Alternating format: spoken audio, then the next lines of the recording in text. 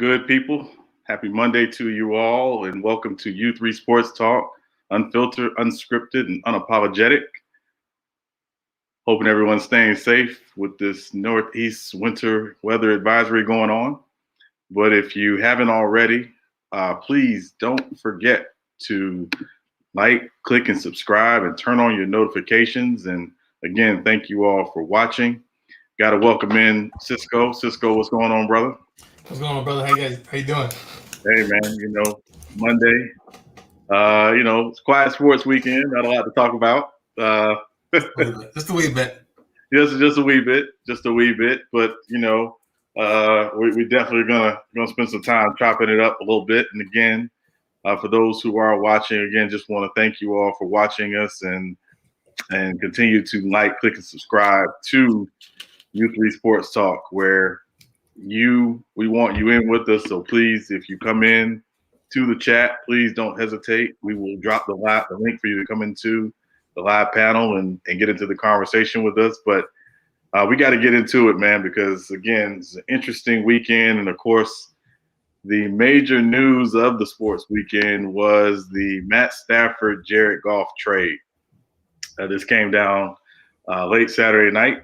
And heard some rumblings about it earlier in the day that it was a possibility, but you know how those things tend to go. So Cisco, just want to start with you. Obviously, want to get your thoughts on what you thought about the trade initially, and what do you think about the trade initially? Yeah. So on our last stream, I know I said that if there's going to be a first domino to fall, it was going to be Matt Stafford. Right. I think the shocking part though was.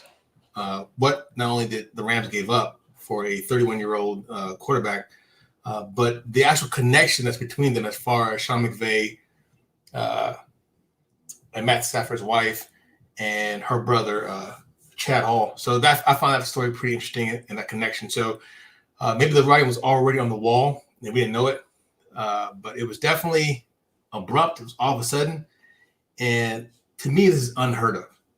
Just because the man took you to a Super Bowl, was it 3 years ago, 2 years ago? 2 years ago, yeah. And that used to be able to, if you get him to the Super Bowl, hey, you at least had a good 4 years. But right. Obviously that's not good enough. So was it an expected trade? Yes. I thought maybe he'll come to the 49ers. I would like to see if the 49ers were interested in him, what they had on the table for him. But this was definitely a shocker. I shouldn't say a shocker, but it was definitely as much as they gave up for him. But yeah. Yeah, I'll tell you, it was definitely interesting. And again, there's a lot to unpack with this trade because it's traditionally not something we see. We generally see, when a quarterback gets traded, it's usually not for another quarterback. It's usually, I think the last time that happened was Jay Cutler and Kyle Orton. But of course, Cutler was the bigger name and the bigger part of the deal. So certainly, Chicago sent picks back to Denver in the trade. But I was really thinking about this, and to your point, who was the last quarterback to be traded or for a team to give up on just 2 years after leading them to the Super Bowl? I could not find one historically. Again, a quarterback that they invested so much in. $130 million. Yeah, exactly. And, it was interesting. I again just been unpacking this the last few days and really, finding it, just crazy interesting that we have to remember what they gave up to get Goff from the get-go. I mean, they gave up basically 6 picks to move up to get Jared Goff, number 1 in 2016. So, and to give up on him after 5 years just seemed to be, especially again, like you said, 2 years after leading them to the Super Bowl, just seemed to be really, really interesting. But go ahead. No, just a caveat onto your points. Like you said, you couldn't find a previous incident of this magnitude happening. But however, it sets up for future trades, ergo, or a la Jimmy G. Right. He just got to the Super Bowl, so. If it happened to Matt Stafford, although it was more, it was mutual parting ways and where he wanted to go, I just find it. I do have to give it to Sean McVay as far as his aggressiveness. They do have a team that can go back to the Super Bowl.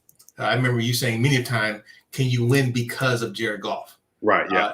And that answer has been, I think, unequivocally no. Well, I take that back because the Kansas City game was a great game. He pulled it out. It was on his arm. Right. So that part too. So to your point, like I said, there may not have been any historical context, but definitely, I think this sets up the NFL as far as future is concerned. Is like, hey, look, if you're not winning a Super Bowl, or if you're not, within the NFC the championship game / Super Bowl, within that framework, you are on the chopping block.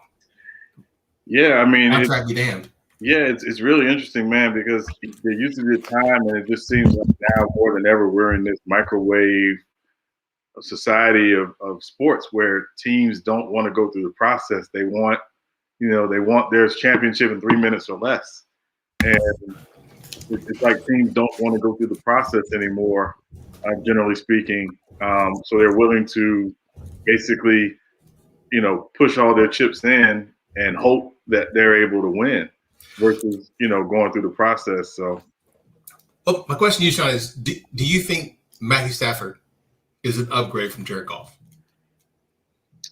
I think he's an upgrade in a couple of areas. I think his ability to push the ball down the field opens up their offense more. Are you saying that Jared Goff couldn't push it down the field? I mean, he has an arm.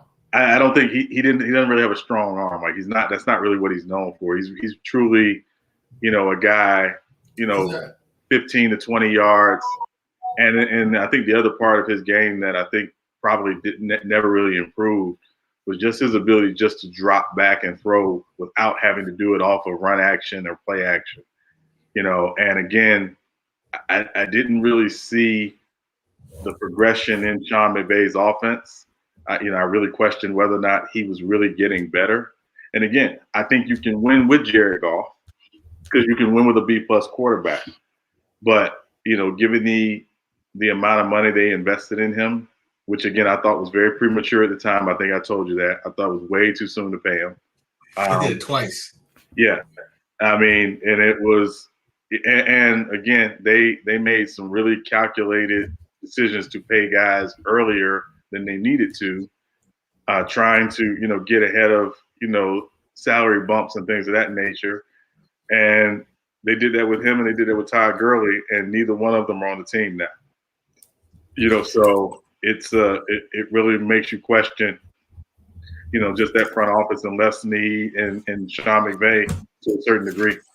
Well, so you say question, that's an interesting point. The one thing I question is, out of all the major sports, hockey, Major League Baseball, NBA, and NFL, and I guess and MLS and Major League Soccer or soccer in general, the NFL is at once. I mean, that when you have a top 10 pick in the NFL, although nothing is guaranteed, I understand that, but you'll get more productivity out of the first 15 first-round draft picks than you would the first 15 draft picks in the NBA.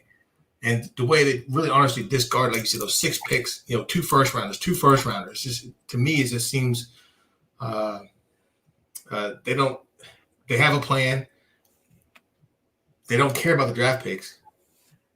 And you can't, you question them, but you have to give them kudos because them dudes got cojones to get rid of your guy that got you the Super Bowl and to get rid of him and to go for 31-year-old Stafford.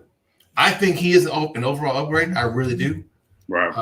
But, well, and again, we'll talk about this in a moment. The big question for me as I look at it right now, I don't know if Stafford puts them ahead of a healthy 49ers, even with Garoppolo.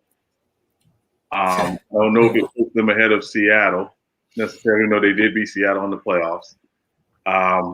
And when you just look at the quarterback position in general, where would you rank Stafford right now if you're looking at the quarterbacks currently in the NFC West? He may be the 3rd best quarterback in that division, and they gave up a lot to get him. Depending on where you have Kyler Murray ranked. So I think there's legitimate questions about this move and this deal. We'll see. We'll definitely see, right? Yeah, I mean, we are going to see, but again, at a certain point, Sean McVay has been able to point the finger at Jared Goff, and obviously it was only one time though, honestly. Well, only one time, but like the game that comes to mind immediately is against the 49ers, which you know very well, where he just could not get it done, and I mean he was not good in that game, and the Niners were starting Nick Mullins, if I'm not mistaken. No, you're not mistaken about that. Yeah, and it was just not not a good. It was just not a good game, and again, when you have that decided advantage at quarterback, you would think that they'd be able to to win that game, but also at a certain point, Sean McVay is he can no longer point the finger at Jared Goff and say he's the weak link, he's the reason why we're not achieving to the level that we aspire to. Well, I think ownership and GM are going to be there along with. I think Sean McVay's going to be there for a while. I don't think they're going to give up on that for a very long time. No. And this in turn, inadvertently, I think puts pressure back on Kyle Shanahan, because now with that move by the Rams, that's really forcing the 49ers to really evaluate. Okay, we got you. Even though we said what we said about Matthew Stafford and the Rams, right. Do I think they're better than the 49ers? No, but it's not a big gap either. It's not a big gap between, I say, the 49ers, the Arizona Cardinals, and the Rams. But I do, because I think that Stafford trade does notch them up. And don't forget, Jared Goff has had success on the road in Seattle, almost beat the Green Bay Packers. So I think this trade does put pressure inadvertently or purposely on the 49 organization to say, hey, look, we got to make a move here, or we have to do something to get Jimmy G going. Because like I said, I like Jimmy G. Not a whole lot of 49er fans like him. I love him. However, he can't stay upright for more than 5 minutes. Right. And sometimes when he throws that ball, you're just holding your breath. Like, but you can't tell me that the guy can't win, because if you take, and I'm sorry to turn this to a 49er rant per se. No. But if you look at fucking Shanahan's record without Jimmy G, it's 6-23 or something like that. He's only won 6 games without Jimmy G. So say what you want. The man knows how to win. I think this trade has a lot of after effects. It's going to affect not only the 49ers, but the rest of the league. Yeah, I mean, I think it's going to affect the rest of the league. And we haven't even talked about it from the Lions standpoint. Getting 2 first-round picks, getting a 3rd rounder this year, because the Rams didn't have their first round of the trade this year. That belongs to Jacksonville in the Jalen Ramsey trade. And the Rams are giving up 8 straight first-round picks. They will not have a first-round pick. They will not have a first-round pick until like 2025, 2024. So, I mean, and given their history, they won't have that pick either. So it just seems like they really are, deciding to go all in. But it's very dangerous, because if you think about it, and this is not to be funny, but Matt Stafford, while he has, been healthy, he has missed games with injury. He does have history. He does have history of injury, especially in the last 3 years. Absolutely. But if you think about what hurt them against Green Bay, when Aaron Donald's, basically limited because of the rib injury, they just didn't have the same depth. And again, imagine if they had been able in the last few years to use a first-round pick to add depth to their defensive line. Or if Jalen Ramsey gets hurt, what does that do to their – and Jalen Ramsey, again, is the guy who doesn't miss games, so I don't want to put that on him. But you just never know. Like, they literally are one bad injury away from this thing completely blowing up in their face. And again, the example is, Houston traded, 2 first-round picks and a second-round pick for Laramie Tunsil. And again, they needed to protect Deshaun Watson, but as a result, this season completely flops for them.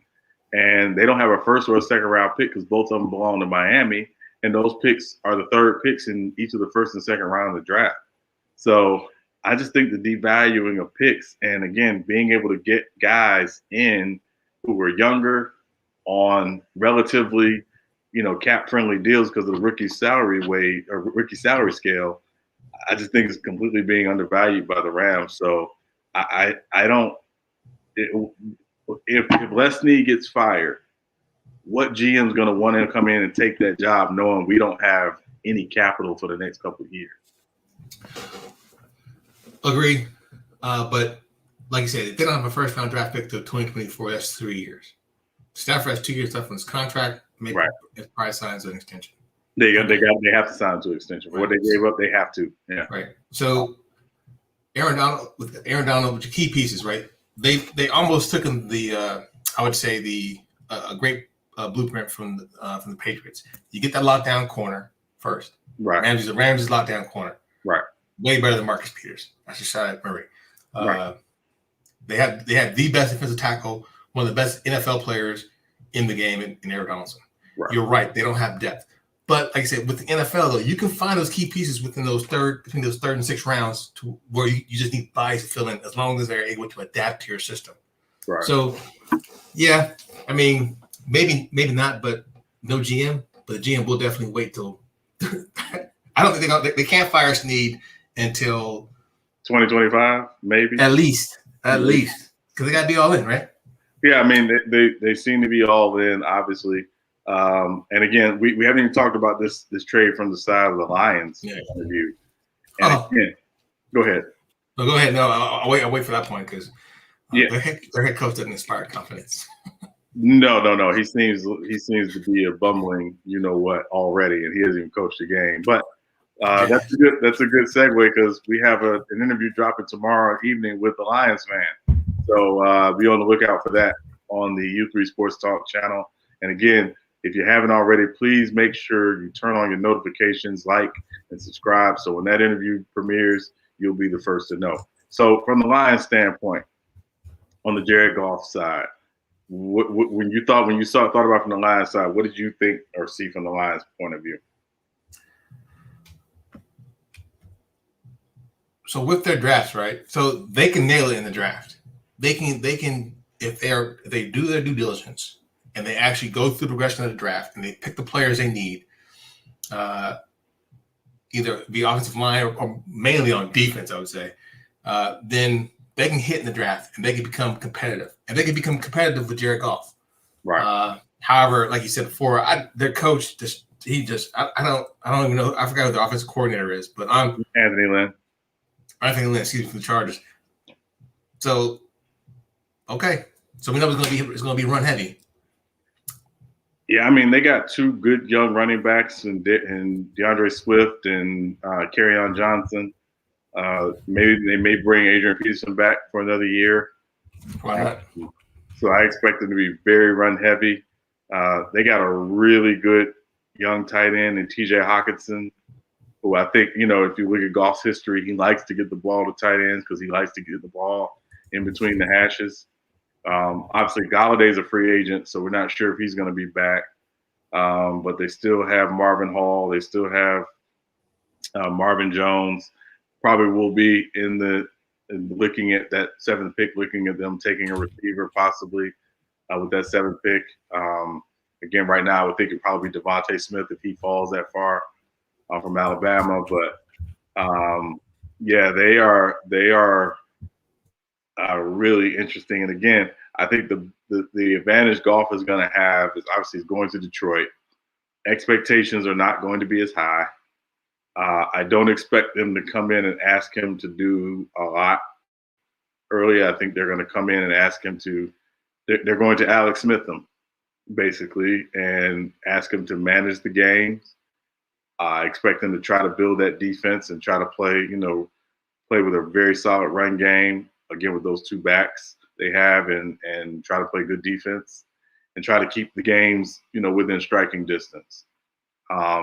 And the good thing for them is, Jared Goff only has about 2 years of guaranteed money left on his deal. So if he flops, they only got to deal with that for 2 years, and then they're back in the market because they can get rid of him with no cap ramifications. So, but those two first-round picks, and I think are going to be huge because it puts them in a position to really, add some young talent over the next couple of years. Yeah, lay that foundation down to where you can. But they have to hit. They have to hit on the draft. Oh yeah. They have to hit on this draft just so they can get the foundational pieces there. Like I said, I think they said the running game's there. Running back by committee. The offensive line is decent. Right. But you may obviously want to upgrade. But to me, they're really lacking secondary. Although they had your boy there, but as far as secondary and that back end and linebacking core, they just need to be able to hit on that to be able to kind of syrup some stuff on the defensive line as well.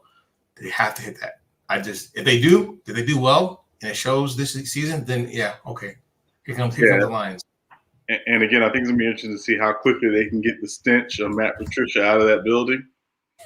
Start on fucking because I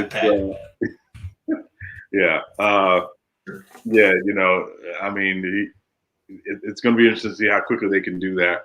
And certainly, again, my expectation is that they understand this is going to be probably a 2-year rebuild at minimum, maybe 3. They got the GM who came from the Rams, who was the director of college scouting, Brad Holmes.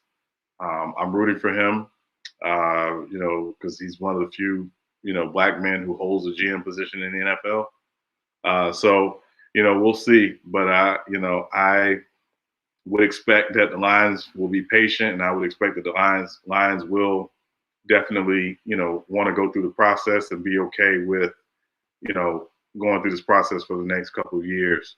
So, but hard to tell who won the trade right now because, again, neither one of them played for their teams yet. But right now, if I were picking a winner, I'd probably say the Lions won.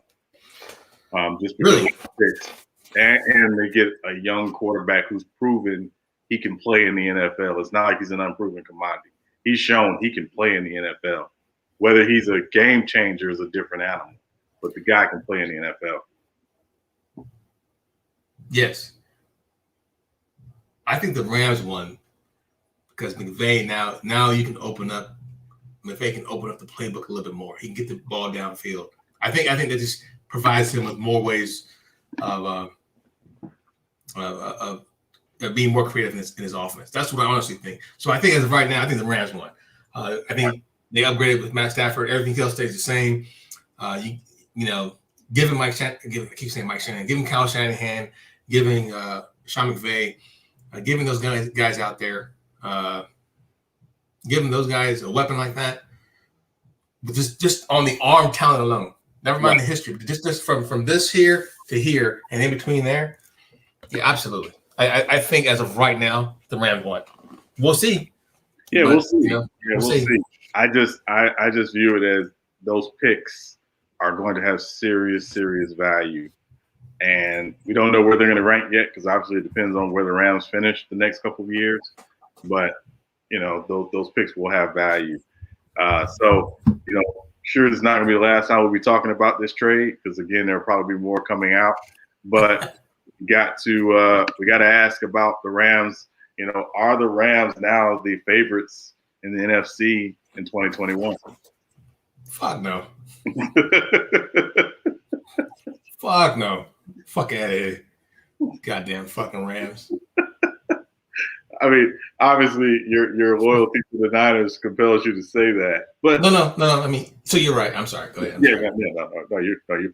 No. I mean, obviously, you have to say that, because you're Niners till you die. But I guess the true question is again, if you look at the talent they have, and again, I think they have some talent. Obviously, with now Stafford, Cam Akers, showed he's a legit, NFL running back and could be a star. And for them, again, Robert Woods, Cooper Kupp, they got Van Jefferson, they have, Keenan Reynolds, you have Tyler Higbee at tight end, Gerald Everett at tight end. They have some talent. Their offensive line, and again, particularly that left tackle, because Andrew is 97 years old. I thought it was 102, but okay. Oh, 102. Okay, well, you had a birthday. That's what Wikipedia said. Andrew Whitworth was 102 years old, so they need to address that, obviously. And then we talked about their defense. I don't know if they're the favorites to come out of the NFC. I'm not even sure they should be the favorites in the division as of today. I'm not sure. I'm interested in seeing what Kyler Murray does. And then I said that about the fucking Cardinals. So first, can we get through a healthy season with Jimmy G? Can we go 16 games with Jimmy G? I'm sorry. Can we go within a regular season? Can we get Jimmy G for 14 games? And that should be that should be our selection. We should be able to then say, hey, okay, we got 14 games from this guy. We are no better than what we were. Although history says otherwise, you can't. So as a 49er fan, I'm interested in seeing how that works out. Arizona obviously showed promise. Kyler Murray, he is a stud. Although if he tomorrow broke his ACL and can't play anymore, I wouldn't feel bad about it just being a 49er fan. No disrespect to him, but this is how I feel. And then of course you got the man up there in the Northwest, bro. You really got Russell Wilson who can just throw a fucking pill. So no, it doesn't make him the favorite in the NFC West. I want to see what Arizona does and how what they're able to accomplish. I want to see what we do in the draft. And I want to see if we can get a healthy Jimmy G. Now, if we get Deshaun Watson, buddy. Well, so that's an interesting point, and I'm going to come back to that in a moment. But I want to unpack something you said, which is probably the most interesting thing you said in that whole diatribe. Yeah, one part. The fact that you've lowered expectations for Jimmy G to play an entire season, if you just said 14, we can get 14 games out of Jimmy G in a 16-game regular season. Well, I'm like, dog. So when he's healthy, we made it to the Super Bowl. When he is healthy, we won the last 7 games of that season, of his initial season when he came in. Right. When he's healthy. Right. Now, if I keep having to say, or another Niner fan or somebody in Niner Nation keeps having to say, if he's healthy, well then fuck him. Well, they say if your aunt had a penis, she'd be your uncle. So I don't want to put. That was strong. That was strong, bro. That was really strong. I caught me off guard, dog. Yeah, I'm just saying. I hear a lot of ifs, is what I'm saying. I guess the thing is, if I'm the Niners, again, I really. The question is, and again, if we're being legit honest about it, right now the Niners have the 4th best quarterback in that division. If we're being legit honest about it, can you win the division with the 4th best quarterback?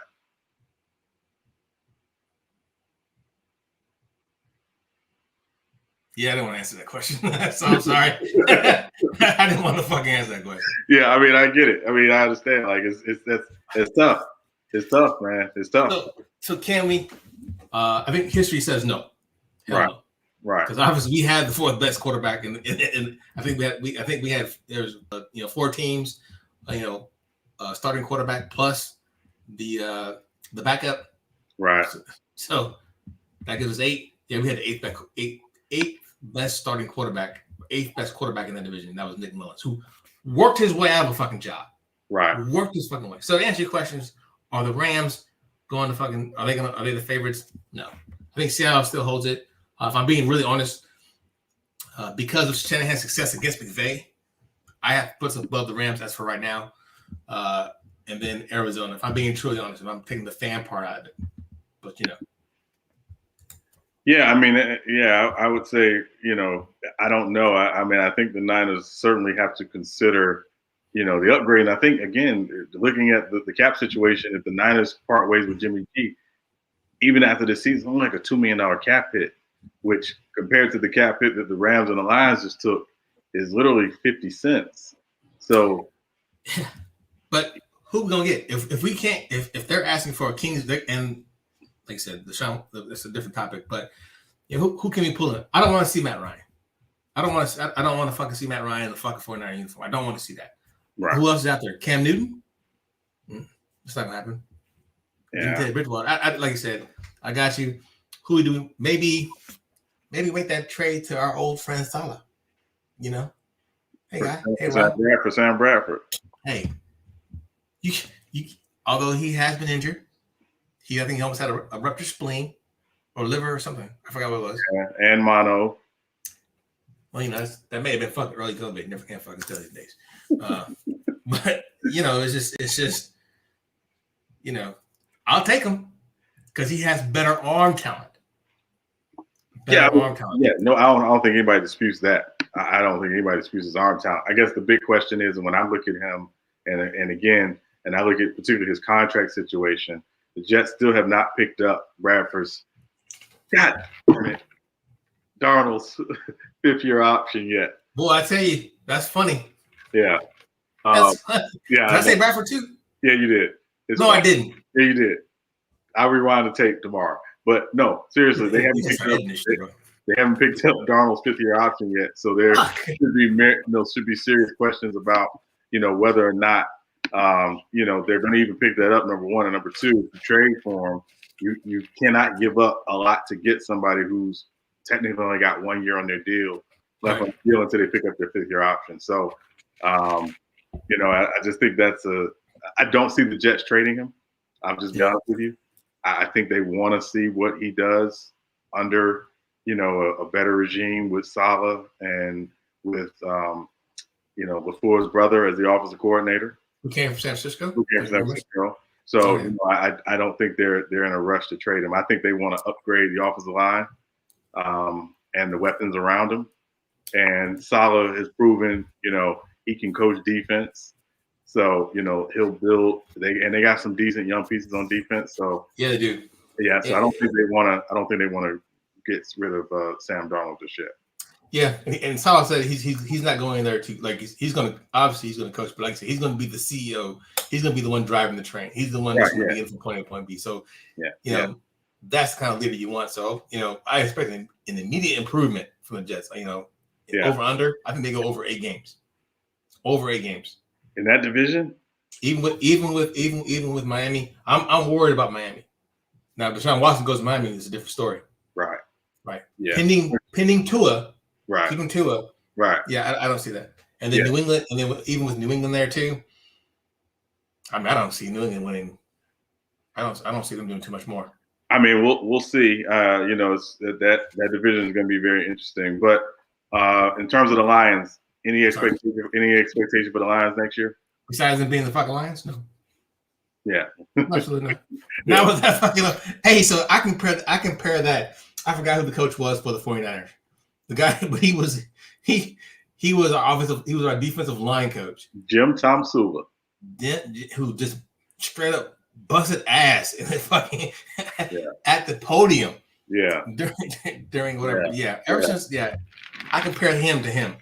Yeah, not that opening press conferences should tell you everything, but goodness gracious, it was pretty bad. So so I would say obviously we expect the Rams to be in the hunt right now. They're going to be in the hunt. Again, looking at them right now, I don't think they're better than Green Bay. I don't think they're better than New Orleans. I don't think they're better than Tampa, and they may not be better than Seattle. But I expect them to be in the hunt. Definitely be in the hunt. Yeah, obviously they're in the hunt, but with that upgrade, the NFC West is still the toughest division in the NFC. As far as any one of those teams can take the league, or possibly having 3 teams in the actual playoffs. Yes, no, I agree with that. I agree with that. Yeah, the North can't do that because the North got Kirk Cousins in. Right, Kirk Cousins. Yeah, Kirk Cousins and the Bears don't have a quarterback. So, anyway, moving on. So now that the Stafford domino has dropped, we got to talk about what about Deshaun Watson. Now, I don't know if you've seen, but he's taken Texans off of all of his social media. So he literally is divorcing himself from this team. What about Deshaun Watson? Where the old saying is going to get worse before it gets better. Right.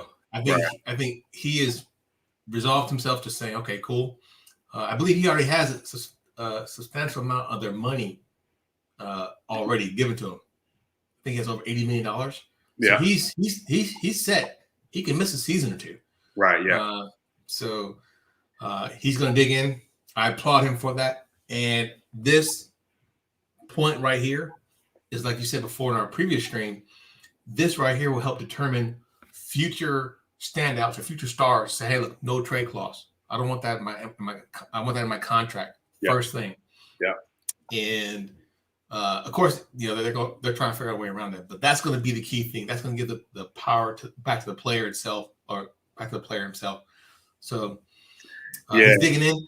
Yeah, that's good. And I don't like the fucking Texas owner anyway. Letting the inmates, not letting the inmates run the asylum. It's like, oh, they're just kind of. Yeah, I mean, well, that dude died. It's his son that's running the team. So basically, it transfers.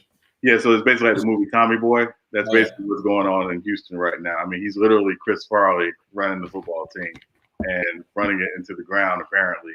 But when you talk about Houston, obviously they're going to have to trade him. I don't think there's any way they can keep him long term. What are the rumor is they're asking for 2 firsts, 2 seconds, and 2 young defensive players. So basically, they want 6 things out of this particular deal. Of course, there are many euphemisms I can use to describe what they're asking for and what they're going to get. But I'll just say, they definitely are. They definitely are in a position where they don't have much leverage, except for the fact that he's under contract. That's it. So yeah, I totally agree with that. Anybody, and they're looking to the Jets and they're looking to the Dolphins. Unfortunately, though, they have smart head coaches, and they have, as of right now, they're in a pretty good management until the Jets owner comes back. And it starts meddling into the affairs. But yeah, so they don't have the leverage. They're asking for too much. They're just trying to drive the price up to make it to where, hey, Deshaun, we're trying to give you what you want, but we believe that you're worth this. No, you just don't want to trade them. You don't want to lose to a player, specifically a fucking black player, but, that's just me. Well, yeah, I mean, that's losing to 70% of your team. And again, I think they understand, too. I mean, they've got a lot of cleaning up to do. And part of that is going to be trading Deshaun, but also trading J.J. Watt at some point. They're not going to trade him. I'm not going to trade you there. They will listen. I think the rumor is, and again, this is just from what I've had a chance to read. The rumor is most of those players there think J.J. Watt has played his last game in a Texas uniform. Really? They completely are going to have to tear it down. Because again, here's the problem: you don't want to keep J.J. Watt and have him stick around on a terrible team when he's basically about to leave his prime and go into his golden years of his career. You want to put him in a position to win. So if I'm the Texans and I want to do J.J. Watt a solid, I'm calling the Packers. And I'm sending them to the Packers for a second-round pick. Put him in a position to win in the next couple of years of his career. Because, again, you're not going to win. That's proven. You're not winning. So it's time to move on, time to let him go. But also thinking about it from the perspective of you need assets. And they need as many assets as they can get. So if they can get a 2 and maybe a conditional late round pick for J.J. Watt from the Packers, I think you do that. So are they saying that J.J. Watt wants to leave? Is that part of the big train? Because Watson Watts doesn't want to leave. No, I mean Watt hasn't said anything about wanting to leave. I think again it comes down to, for the Texans and just when you're a team in this position right now, you got to tear it down because keeping it together really does not seem to make much sense when, again, your star quarterback, the guy who's supposed to keep you in contention, wants to be gone. And then you look at J.J. Watt. J.J. Watt has obviously been, for 10 years, been a model citizen, a pillar of the franchise. But you're trying to recoup assets that you lost from just making bad deals. And so you want to tear it down. You literally want to tear it down. I don't want to call it tank, but you want to tear it down and have as many assets as possible. So in the next couple of years, you can start to build it up and rebuild a foundation, with this new head coach and GM. So yeah, I don't see them hanging on to J.J. Watt. And again, and more than likely what they'll do is, again, they'll go to J.J. Watt and say, listen, what we want to do is we want to, put you in a better position to win. We're not built to win right now. It's unfair to you at this point in your career to ask you to stay. Where would you be interested in going? He's from Wisconsin. Family's from Wisconsin. He went to Wisconsin. It would just seem to me that, you send him to the Packers. again, out of the conference, so he can't terrorize you, and put him in the position where, again, he's getting a chance to compete, to go to the Super Bowl. Because, again, at this point in his career, that's what it's about for him. Yeah. Going to Green Bay makes sense. I agree with that assessment. Yeah. But, even if they add him, can they stop the run? Can they stop the run? I mean, he helps. I mean, he definitely makes them more formidable up front. Yeah. And again, it's J.J. Watt. So, again, I don't think they're expecting J.J. Watt to come in and be the guy he was 5 years ago, because a lot of it is him being honest where he is in his career and the things he's been through the last few years in terms of injury and missing time. But if you get 90% of J.J. Watt, you're still getting a really good football player and a guy who is going to go all out and bring it every day consistently. So every down.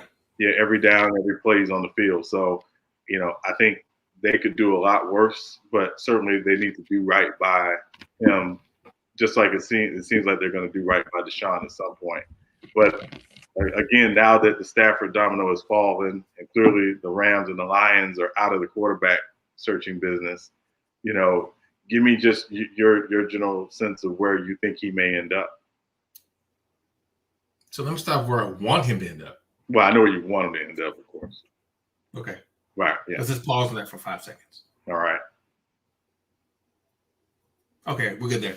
Okay. So, absolutely. So I think. Well, look at the teams with the most assets. You look at the AFC East. You have to look at the Jets. You have to look at the Miami Dolphins. You have to look at the 49ers as well. Those are some viable teams that he would probably want to go to. Warm weather, except for the Jets. For the Jets and for Miami Dolphins, and all three of those locations are really good media outlets, although that's important nowadays. Right. But those teams are built to, hey, if you have that top 5 quarterback, your expectations is to at least make a run deep into the playoffs and compete for the conference championship and perhaps whatever division championship there is, or division champion, or be that division champion. So yeah, that's where I want him to be a 49er. That'd be great, be awesome. But Jets have to be right there, and then Miami Dolphins. I don't see anywhere else that he will want to go. Oh, excuse me. I'm sorry, because I mean disrespect J Mac here. The Colts. Holy bejesus. But like I said, that's in the division. That ain't happening. There ain't no way. I mean, hey, if you're trying to tear it down, right? So here's my logic. If you're trying to tear it down, you're gonna move off J.J. Watt. So you're tanking. Right. What better way to tank than to go ahead and get your best player up out of there, 2 best players up out of there, so one of them could beat you down, twice a year to guarantee you'll be in the top 5 picks, right. The top 5 NFL draft. But I got you. But obviously, Colts probably will not happen. You got to look at the Miami Dolphins. If I was him, I would push to the Miami Dolphins. My second one would definitely have to be the Niners. I'd be interested to see him, because him and Kyle Shanahan together. Whoo. I don't care. I've been hearing a lot of rumbles from Niner Nation saying, well, he likes a particular type of quarterback. Did you not see what he did with RG3? So, it was. Yeah. So, him and Deshaun Watson, with that's going to be ridiculous. That is Super Bowl of bust, baby. Yeah, I mean, well, listen, I think, obviously, they're going to be, the Niners have to do their due diligence, and they're going to have to at least, make a call to the Texans and say, hey, listen, what are you looking for, in return for Deshaun Watson, and again, if what's being reported is true, they want 2 firsts, 2 seconds, and 2 young defensive players. I think the Niners have some young defensive talent. How much of that? You said what? Fuck that. Yeah, I know. Texans. Yeah, I know. Sorry. So if you're the Niners, and I'm just throwing out a scenario to you. There we go. No. I'm just throwing out a scenario. If you're the Niners, are you willing to give up the 2 firsts, the 2 seconds, and maybe Kinlaw? I'm just throwing it out. Yeah. You are willing to give that up? Like shit to a goose. So you're willing to give up Kinlaw as much of a young stud as Kinlaw showed himself to be last year. You're willing to give that up. So okay. Yeah. So would you give up Kinlaw and Warner? Stop playing. No, I'm just asking. Just asking. No. Okay. No, I ain't even asked that question. I'm just asking. No, so great. So there's I think Solomon Thomas, like I said, he's a free agent this year. He's a free agent, yeah. Maybe I forgot the rookie's name we drafted from defensive tackle. As defensive tackle. Kinlaw? No, was that Kinlaw? Yeah.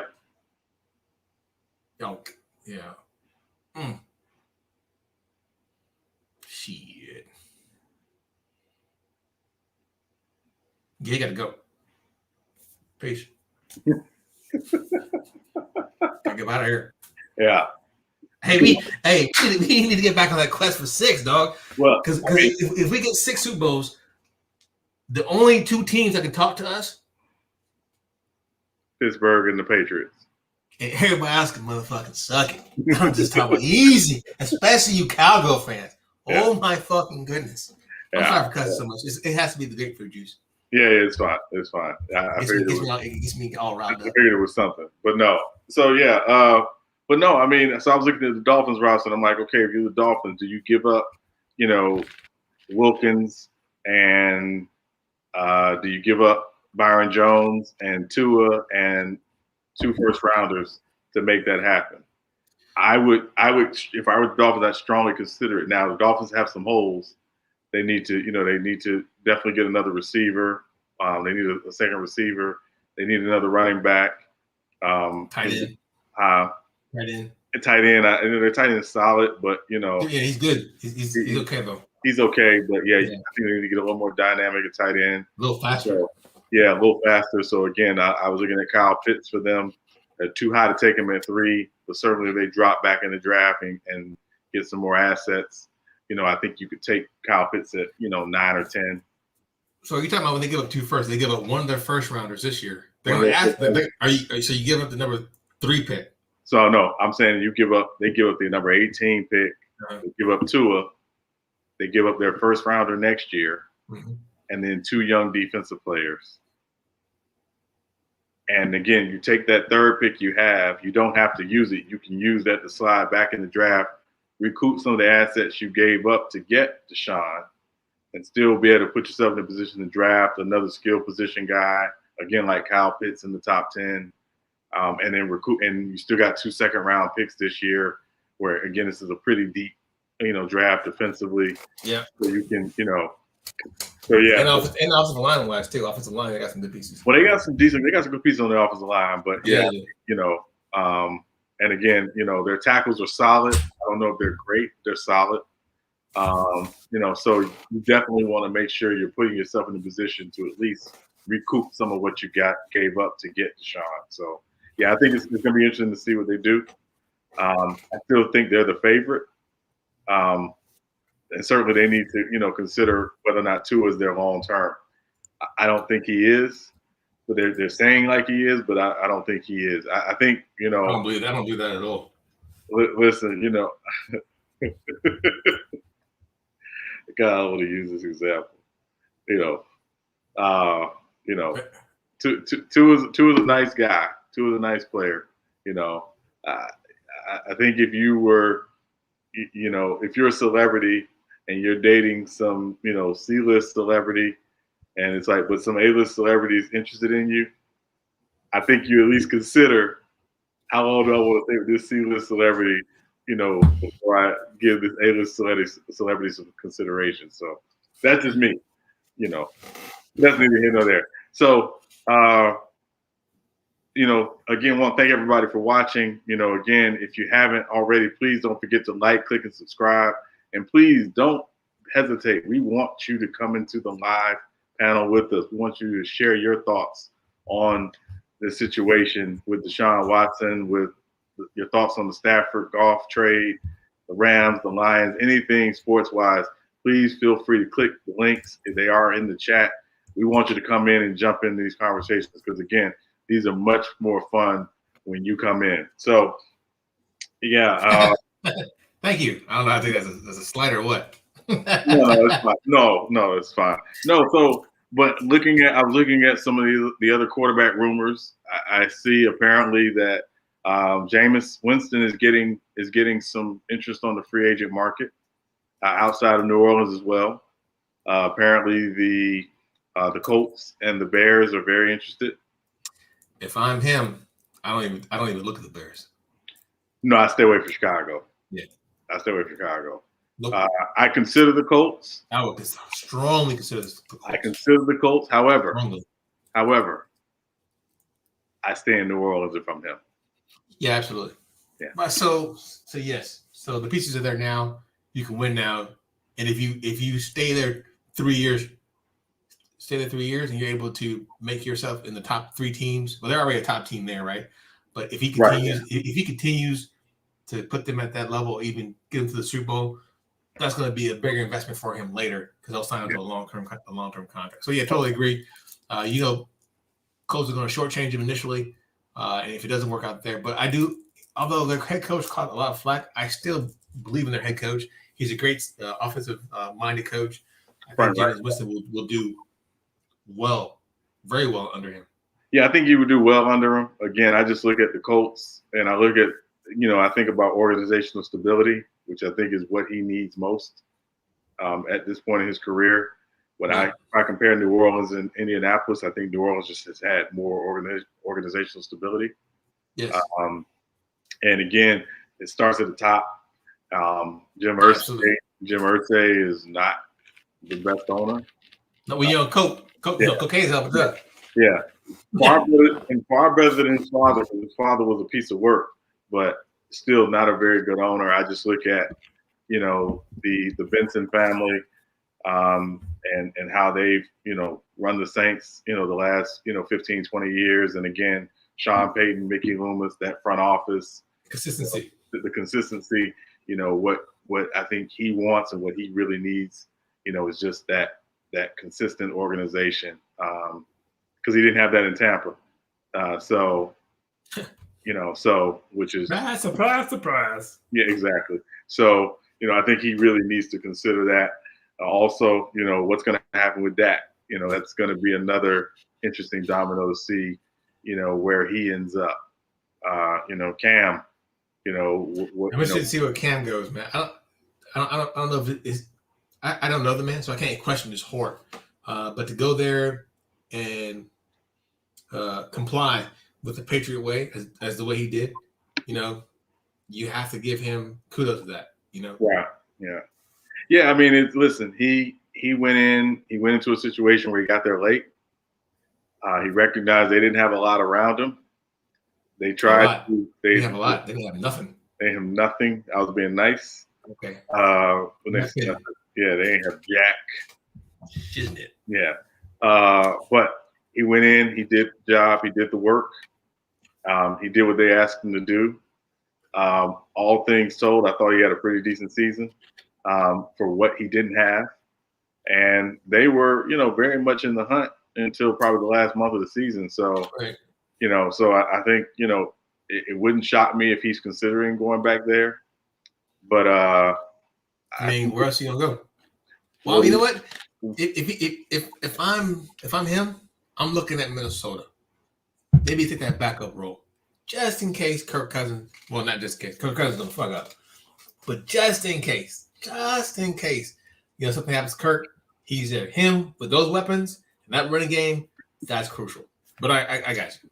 I'll give you another choice. I think it's slightly better for him is Washington. Oh yeah. Obviously, Ron Rivera's there. That division's winnable. Very winnable. I think it's much easier to win than in Minnesota. Just because, again, you got to deal with Green Bay and the new look Detroit Lions. I'm joking. But no, I think Washington makes the most sense for him at this point. And again, they were, a few decent quarterback games away from really dominating that division with that defense, with that running game. They got, some young weapons, pretty decent offensive line. They still need to, upgrade, in some areas, particularly at left tackle. But Which they'll address that with, in the draft. Well, hopefully, yeah. I mean, hopefully. But I think Washington seems to make the most sense for him if he doesn't go back to New England. But and again, that he has that comfort with Ron Rivera.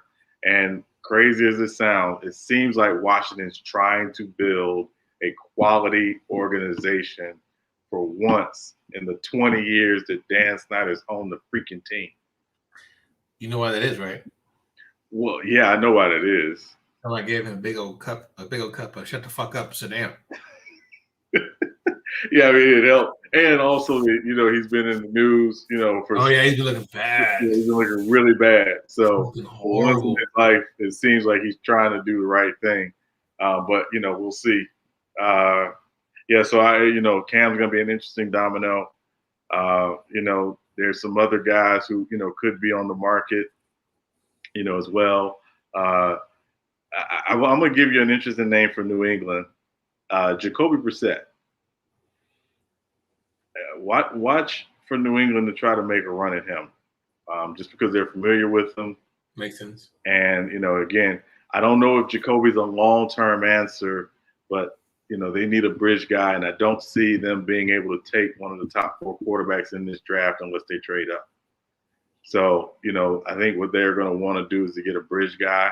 And, again, you sign Jacoby to a 2-year deal, again, a team-friendly deal where, again, he gets to come in, he gets to start. And, again, they've got, a good running game. They've got to get some weapons on the outside, for him, and certainly upgrade the tight end. But, I think Jacoby going back to New England makes a great deal of sense. I don't see him going back to the Colts, but actually going back to New England would seem to make sense for him, at this point.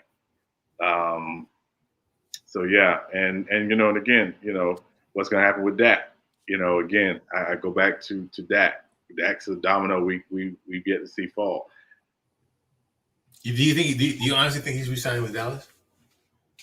I think that's what he wants to do. I think. Listen, the silver lining of Dak getting hurt this year, and the Cowboys playing the way they did after he got hurt, is his value was never higher. Right. So could he get that $38 or $40 million a year he's looking for from the Cowboys? Possibly. But if I were him, I would test them. I would test the market. This is the one time you're going to get a chance to really see what you can do on the open market while you're, still young and very much in your prime. I'll tell you, it would not shock me if that team in the Bay Area takes a look at that. It would not shock me. Yeah, my screen didn't freeze. I don't want that shit to happen. I know. It just wouldn't shock me. Yeah, maybe so.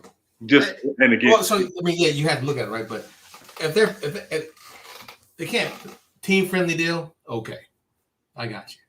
But I anything about between 30 and 40 million, fuck no, not for that. Well, I think it'd be a matter of how they structure it, right? I think it'd be a matter of how they structure it, right? And again, when you look at his abilities in that Shanahan offense, yeah, it's like I'm having RG3 plus, right?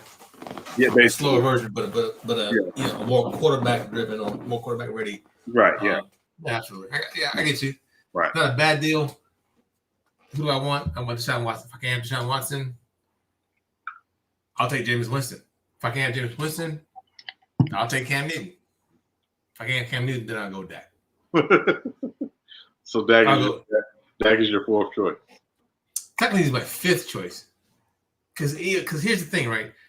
I don't want no Cowboy fan to come out. If we win, you had to win with a Dallas Cowboy quarterback. No, he didn't. He's a 49 quarterback. You guys didn't know how to fucking use him. I hear that in the back of my mind because all those cowgirl fans out there that are fucking delusional about the state of their organization is unbelievable.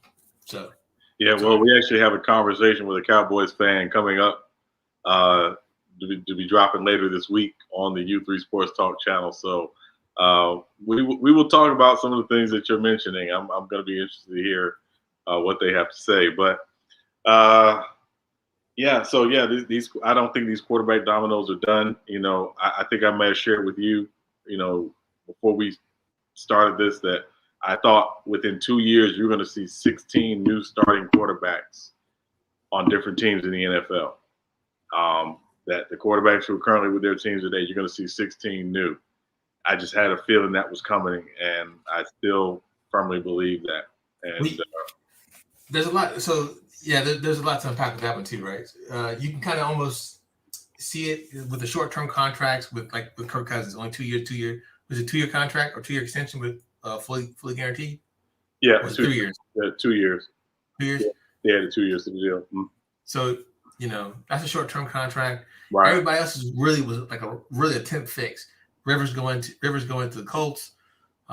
Nobody can. I guess you can kind of see the writing on the wall with Deshaun Watson, but not really. Right. If they would have just kept him in the loop, he would have still been there. And then I think we all thought Tua would have been just a wee bit better than what he was. Right. I understand coming from Alabama, but yeah, you're right on the money with that one. Yeah, I just don't see pieces. I just don't see teams. There was a time, and again, historically, a team would draft a guy and they say, "Listen, we're going to give this guy as long as it takes to get to that point where we feel like he can lead us." If you think about Eli Manning, for example, the first few years with the Giants and Eli Manning, it didn't look great. No, that's a bad pick. Yeah, it was a bad trade. Remember they traded. Yeah, they traded Dave Thompson, right?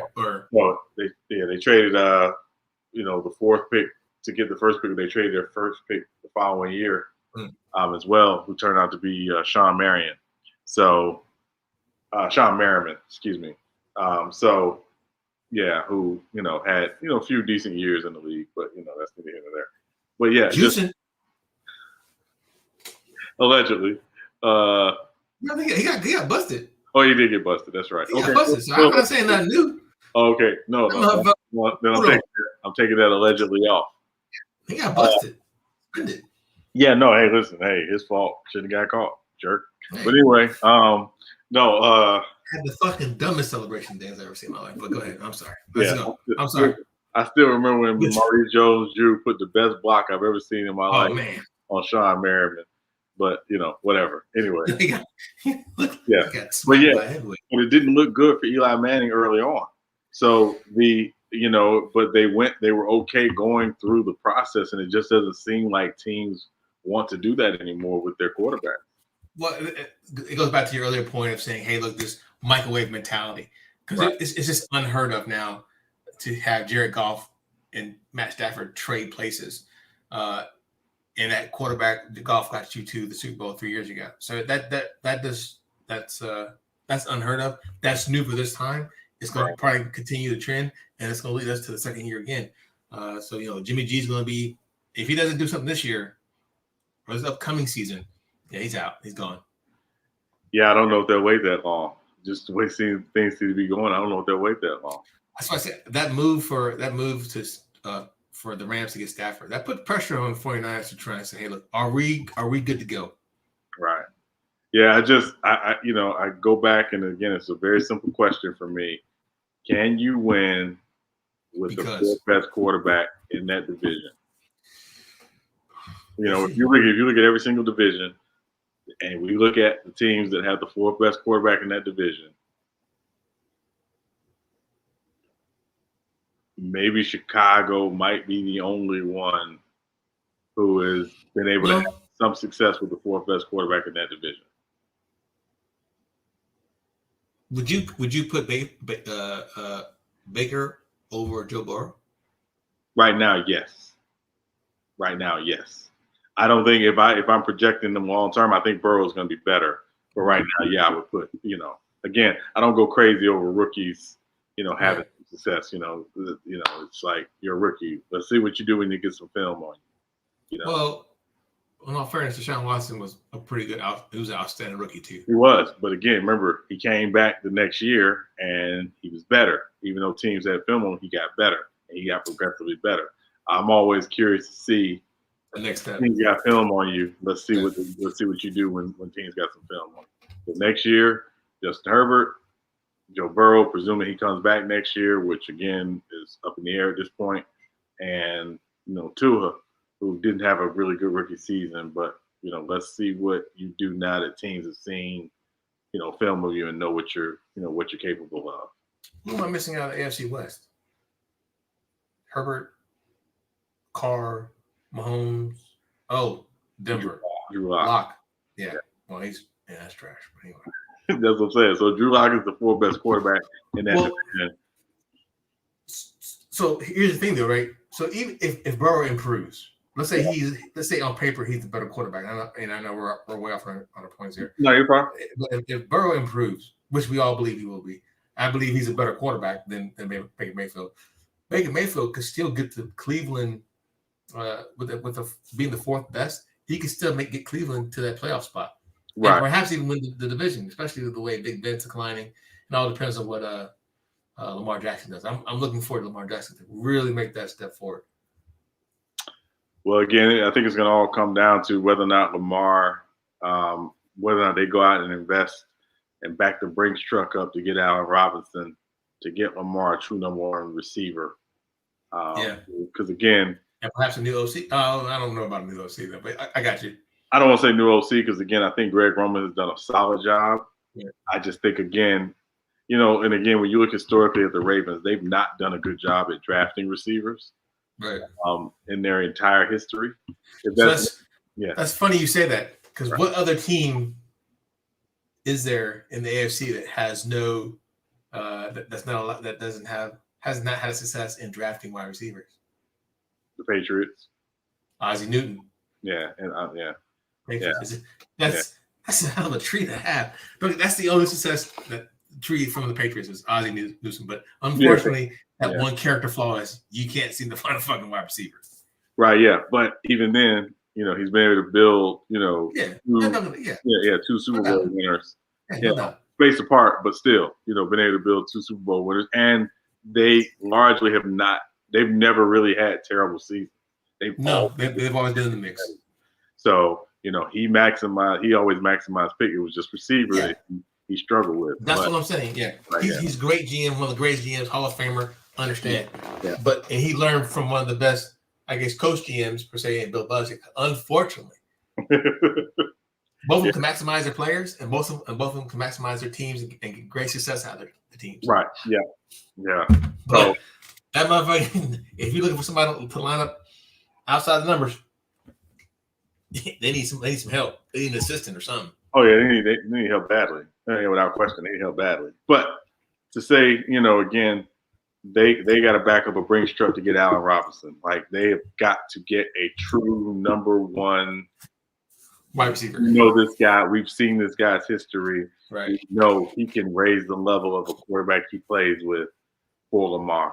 They got to do that. They cannot keep expecting Hollywood Brown to be that guy. Excuse me, Marquise Brown. Because I'm not calling no grown man Hollywood when he ain't shown me nothing. So Marquise Brown is not it. It's like you ain't calling no grown man Big Ego. Right, Big Ego. Or Delicious.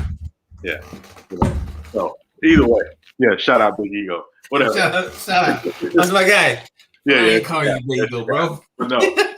In reality, no. They've got to invest that. They've got to make that investment. And again, they cut Mark Ingram. That cleared $5 million off the cap.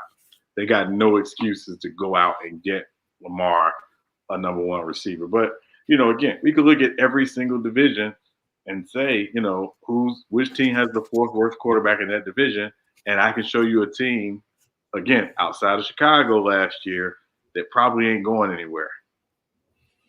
When you just look at every single division, and that's really what it comes down to is, who's the worst quarterback in the AFC East currently constructed with Cam Newton? If they kept Cam Newton, excuse me. Right now, I'd say Tua. They're a few games away from making the playoffs.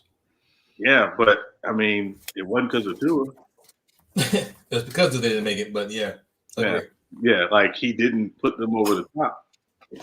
And they had a chance, he had a chance late in the season to really solidify himself as the future of that franchise without question. And he didn't do it. Big Mom had the same thing. He literally worked himself out of a fucking job. That's amazing. I don't know how he did that, bro. Yeah. In one of the most, I don't know. That's so. I get it. We will schedule a 49er conference, and I will have that. We will stream that on U3 Sports and Niner Nation. You know, what do we do? That's the question. That's gonna be the only question to ask, and then then we'll take all comment. Right. Yeah. I was a Cowboy fan. Right. Yeah. So, yeah, but hey, listen, we can keep going on with this NFL. Yeah. I can promise you all who are watching on Friday evening, you do not want to miss. We are doing our Super Bowl preview breakdown show. You want to join us? We are going to be breaking it down. We'll have some people on. I promise you, it will be just more than me and Cisco. I promise you, we'll be breaking down both. Well, no, that's all they need. Honestly, that's all they need. And J Mac, excuse me. I'm sorry. Yeah. Shout out to J Mac, who's not with us tonight. Not with us tonight. But again, we want to definitely encourage you. If you have not, please do not forget to click and subscribe. When we go live Friday night, we are talking all things Super Bowl. And again, we'll be breaking down the matchups. We'll be breaking down the teams. We'll be looking at who's got the best chance to win the football game. We're not giving our picks away tonight because, again, you got to tune in Friday night to get our picks and also to get some betting advice if you plan on betting the game. But that's neither here nor there. So, I'm sorry. My bad. Yeah. Yeah. Sorry. Yeah. Sorry. So, we got to talk about, it's NBA Monday. We got several games on the slate tonight. Looks like Charlotte is taking Miami to overtime. Yeah. But before we get into tonight, we got to talk about last night because somehow, some way, Brooklyn lost to the Washington Wizards. Here's the kicker. Who hit the game-winning fucking three?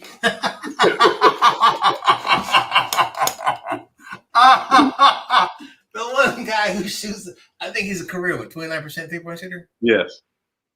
Oh my God!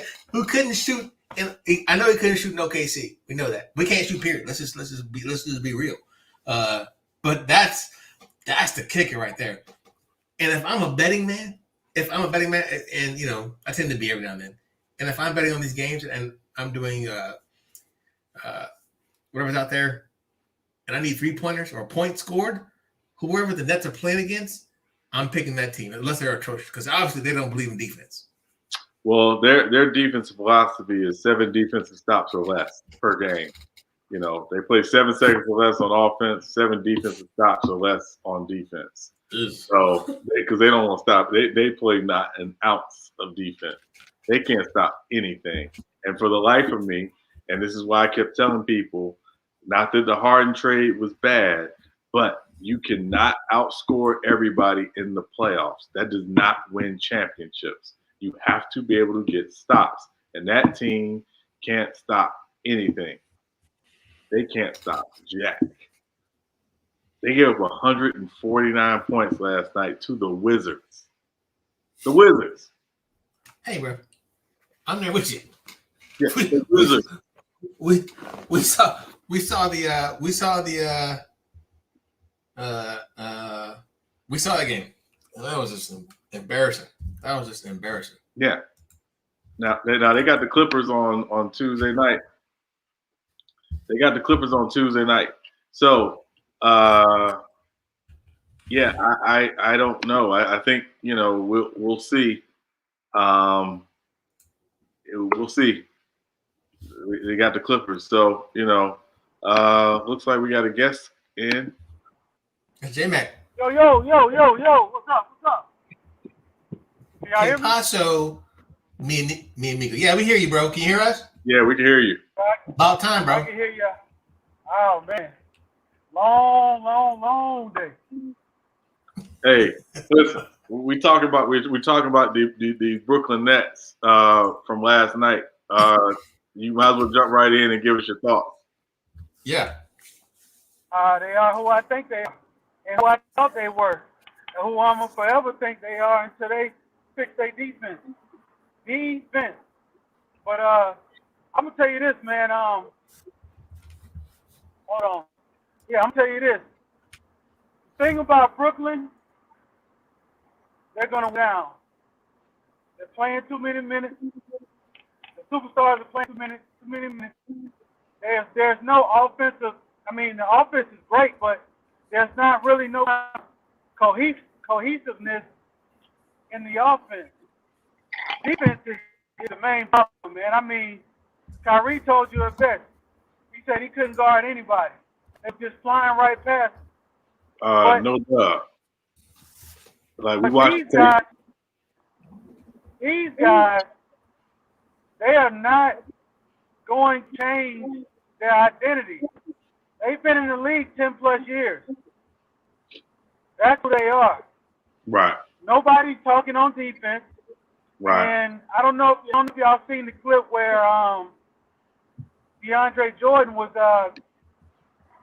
talking to Joe Harris, trying to communicate to him to get out there on the man, and Joe Harris looked like he was trying to bark back at DJ. Right. There's just doesn't look like it. There's no communication on D. Nobody's putting in the effort to play D. They just want to play offense, and that's gonna get them beat. That's gonna get them put out possibly the first round if they catch a bad matchup. No low post presence. No low post defense. I'm telling you, man. I know this is not gonna happen, but I would trade Kyrie Irving for Julius Randle. Send him to New York. You need some dogs. There's no dogs on that team. None. And there's no leader. So who's your leader on that team? Cupcake. Who's the guy that's going to rally the troops? You know, when times are getting rough, when it's the fourth quarter and the games are close, you need that defense to stop. Or if one of your men is slacking, who's gonna help? Who's gonna play help defense with effort? There's no effort in defense. They're not gonna win that way. To your point, J Mac, and I agree with you. Again, I thought the biggest issue they had giving up, some of the depth that they gave up, unfortunately, was that they were, basically in a position where, they were going to need those three guys to play perfect offensive games every night and to at least give half effort defensively. They don't even give half effort. They give barely 10% effort defensively. I mean, it's bad. And I said, from the get-go, when the prognosticators kept saying, oh, it's finals or bust, or championship for bust for them this year, I said, no, it's not. Because if you look at every single team that gets put together like that, particularly when they make a trade for a piece like James Harden, and he's coming in during the season, those teams don't win the first year together. It usually takes a year for them to figure it out. So I didn't see them winning. I still don't see them winning at all this year. And again, they can play the buyout market all they want. They're hoping that Cleveland will get crazy and try to buy out Andre Drummond. But I mean, I don't think that's necessarily gonna help them or gonna matter at all. Andre Drummond would help, but it ain't gonna help enough because they're not really they're getting killed in the low post, but they're really getting killed on the perimeter. Yeah.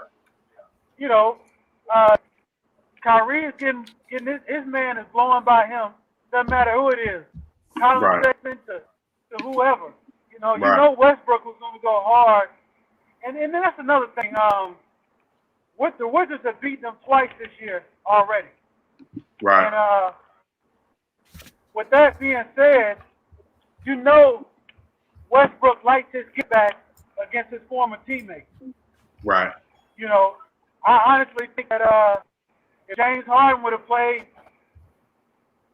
Russell Westbrook probably would have had 50. I still don't like the fact that Kyrie shoots the ball more than KD. Right. I don't like that. I don't like the fact that it's primarily trying to beat you off shooting threes. That's just not going to do it. Right. Not with a team like that. They need to run offensive sets. But nobody's talking about when everybody talks about Brooklyn. When I'm on other channels and I'm looking around and I'm listening, nobody's talking about the fact that we only bring up D'Antoni. Nobody's really bringing up Steve Nash. You would think on the outside looking in, D'Antoni is the head coach. It's like nobody on that coaching staff comes from a defensive pedigree. Nobody. I mean, Jacques Vaughn is supposed to be their defensive coordinator, but yeah, I mean, but defense is effort driven, and it's more noticeable on the NBA court than any other sport there is. Right. Because Right. unless he's teaching Kyrie Irving how to do Olay defense, or he's just or turnstile defense, because they just blown by this guy.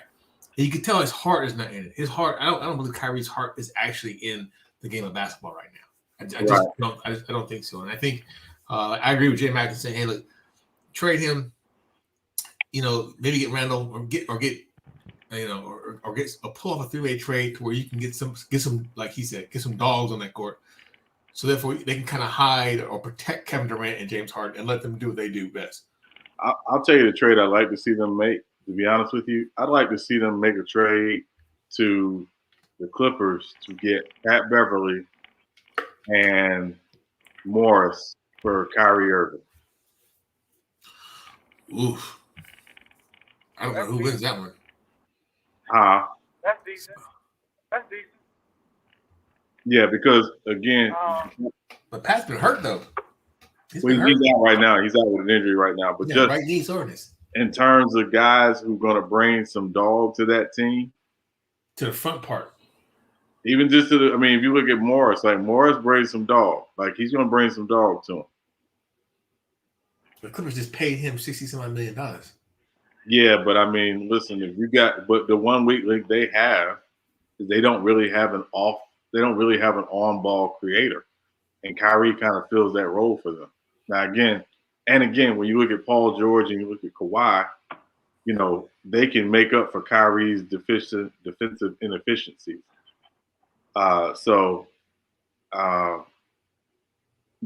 It just seems like it would be a smart move for both teams. Yeah, Kyrie is feeling slighted. He's feeling slighted. He's feeling some kind of way about them bringing Harden to the Nets. He has to feel that way, bro. Yeah, it was his idea to join the Nets. I got you, but you can say, like I said, it's just that fragile ego that he runs with, and thinking he's the smartest man in the room. No, I agree. I like that trade. Yeah. Cisco, to your point, this is what I was thinking about earlier today, or it could have been yesterday. I think that there's a chance that Kyrie Irving is going to retire early. He doesn't. To me, I think he loves the game, but his mind is definitely not on the game right now as he should be as far as playing winning basketball. He's in his feelings, or he's feeling a certain type of way that James Harden got there, or he's he didn't take enough time off like he probably needed to. I don't know, but it just doesn't seem like the Kyrie Irving that I used to love to watch play. Yeah, I don't know if whatever he was dealing with earlier this season is still, kind of draining him or whatever. I don't think he'll retire early because he likes his money. And again, this is not a beat down Kyrie Irving type of deal. He's done a lot, and again in the last year, what he did for Mr. Floyd's family and stuff that he's been involved with, just in buying lunches for those who were working at polling places and all the stuff he was doing. But just from a pure basketball standpoint, to your point, J Mac, I don't see a guy who completely looks like he's all in and all there. He just seems like he really is kind of going through the emotions and going through the paces right now. Yeah, I would definitely have to agree with you on that one, Sean. Just, like I said, you can see it on the floor. I think, like you said, him coming back from the summer, whatever he was doing with the Floyd family, But like you said, how many times on this show we said, "Hey, take away the social impact piece and just look at it from a pure NBA or as a GM perspective." You have to say something to him, saying, "Hey, are you okay? Do you need some more help? Do you want somebody else to talk to?" You have to identify that, or maybe reach out. If he doesn't, I don't know how much he dislikes LeBron James, but reach out to Kevin Love. Reach out to somebody that has gone through maybe some mental health issue that he can help relate to. I mean, I do the same thing too. I reach out to my battle buddies across the spectrum and say, "Hey, man, how are you doing with this?" He needs to do the exact same thing. So I don't. I agree with J Mac. I like your trade to the Nets.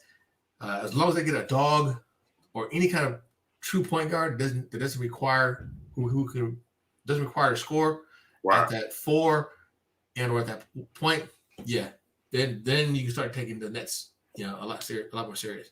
Yeah, I just think they're very top heavy. They need, you can win with two guys who do what Durant and Harden do, but around them you really need guys who truly fill out, your roster. And again, someone like Pat Bev, in particular, because he's played with Harden, he knows Harden. He actually, was probably, if you look at the point guards that Harden has played with in Houston, he was probably the guy who had the most success just because he was a guy who could play off the ball. He didn't necessarily demand the ball. He's good in his role of getting in, mixing things up, picking, point guards up, being a pest, picking guys up full court. He's that pet, he's that guy. And then from a Morris standpoint, again, Morris is kind of a small ball 4, but he's a stretch guy. He's not going to take up space.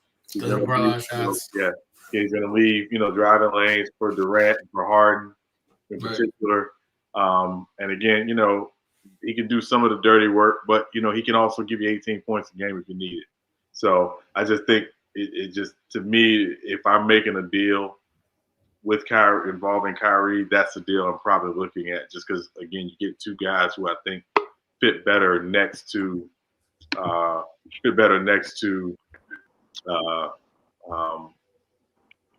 and Harden long term. Yeah. That's we gotta figure out something, and they don't have the right coach to do it. I'll say that they don't have the right coaching staff to do that. Yeah, I mean, I thought Steve Nash was a risky hire, not because I don't think Steve Nash knows basketball. I think Steve Nash has a very high basketball IQ. I just think for those personalities, they probably needed someone with a little more dog in them. I thought Mark Jackson should have gotten that job. That was me. I thought Mark Jackson should have been the guy. Because, again, he would get in them, particularly, and he would help create a defensive culture for that team. Right. And he's quick to let superstars do it. They didn't want that type of. No, they didn't want that. They wanted to have fun. Yeah. And which you should have fun. They wanted to coach where they're able to do what they want to do, and try to do it their way. I mean, right. You heard all the talk about they didn't need no coach, and they didn't need this, and they didn't need that, joking about it. But while they're joking, you got guys like Kawhi Leonard, LeBron James, Giannis. You got guys that really want to win, and they're studying the game. How can we get better? AD. I mean, you got guys that really take their job serious. This is not playground AAU basketball. This is professional basketball. Right. And I believe they can turn it around. But like you said, to win it this year would be just extremely difficult because they don't practice hardly, which no team does. And getting James Harden that late, it's time for them to get together. Joe Harris, he shot the ball the other night more times than he has all season. Yeah, he was trying to fill in When that Harden hole. gets back, but think about it. When Harden gets back, what he's gonna go back to just sitting in the corner and hope he gets off? Yeah, I guess. Yeah, I don't like the makeup of that team. I think they're way too perimeter heavy. And again, I don't see a single guy on that team who can get a stop. I just don't. I mean, there is good. Well, no, I could. Brown is their best defender, if you ask me. Yeah, but I mean, Brown, he gives the effort. yeah, There's effort there. But the coach, again, is Steve Nash going to make the move in the fourth quarter when you need those stops to sit Kyrie ass on the bench? yeah, but which they did. They did a couple games ago when they played Miami. They pulled Kyrie out late and had Brown in defensively. But I mean, in basketball, it's 5-on-5. You can't have just one guy who can get a stop. Yeah, absolutely. That's like trying to win a football game with one brother. This ain't hockey. Oh, yeah, well, they eat some humble pie right now, man. But hopefully they'll just look within themselves and say, look, we got to get it done. And a lot of teams, a lot of players, especially superstar players like them, like KD and Kyrie, maybe they're trying to just say, let's just get in the playoffs and then we'll ramp it up. But they're looking like the Clippers of last year if they're thinking that way. Right. Yeah. Yeah. Well, again, I'm pretty sure this is not going to be our last conversation on Brooklyn this year because, yeah, I just don't see it. But in other news, the Denver-Detroit game was postponed minutes prior to tip-off due to contract tracing within the Pistons. So they've had, player test positive or inconclusive for COVID. So they postponed the game prior to tip-off. So I think this is going to be things we're going to continue to see throughout the season. Are either of y'all concerned about whether or not we're going to be able to finish this NBA season? No, not concerned.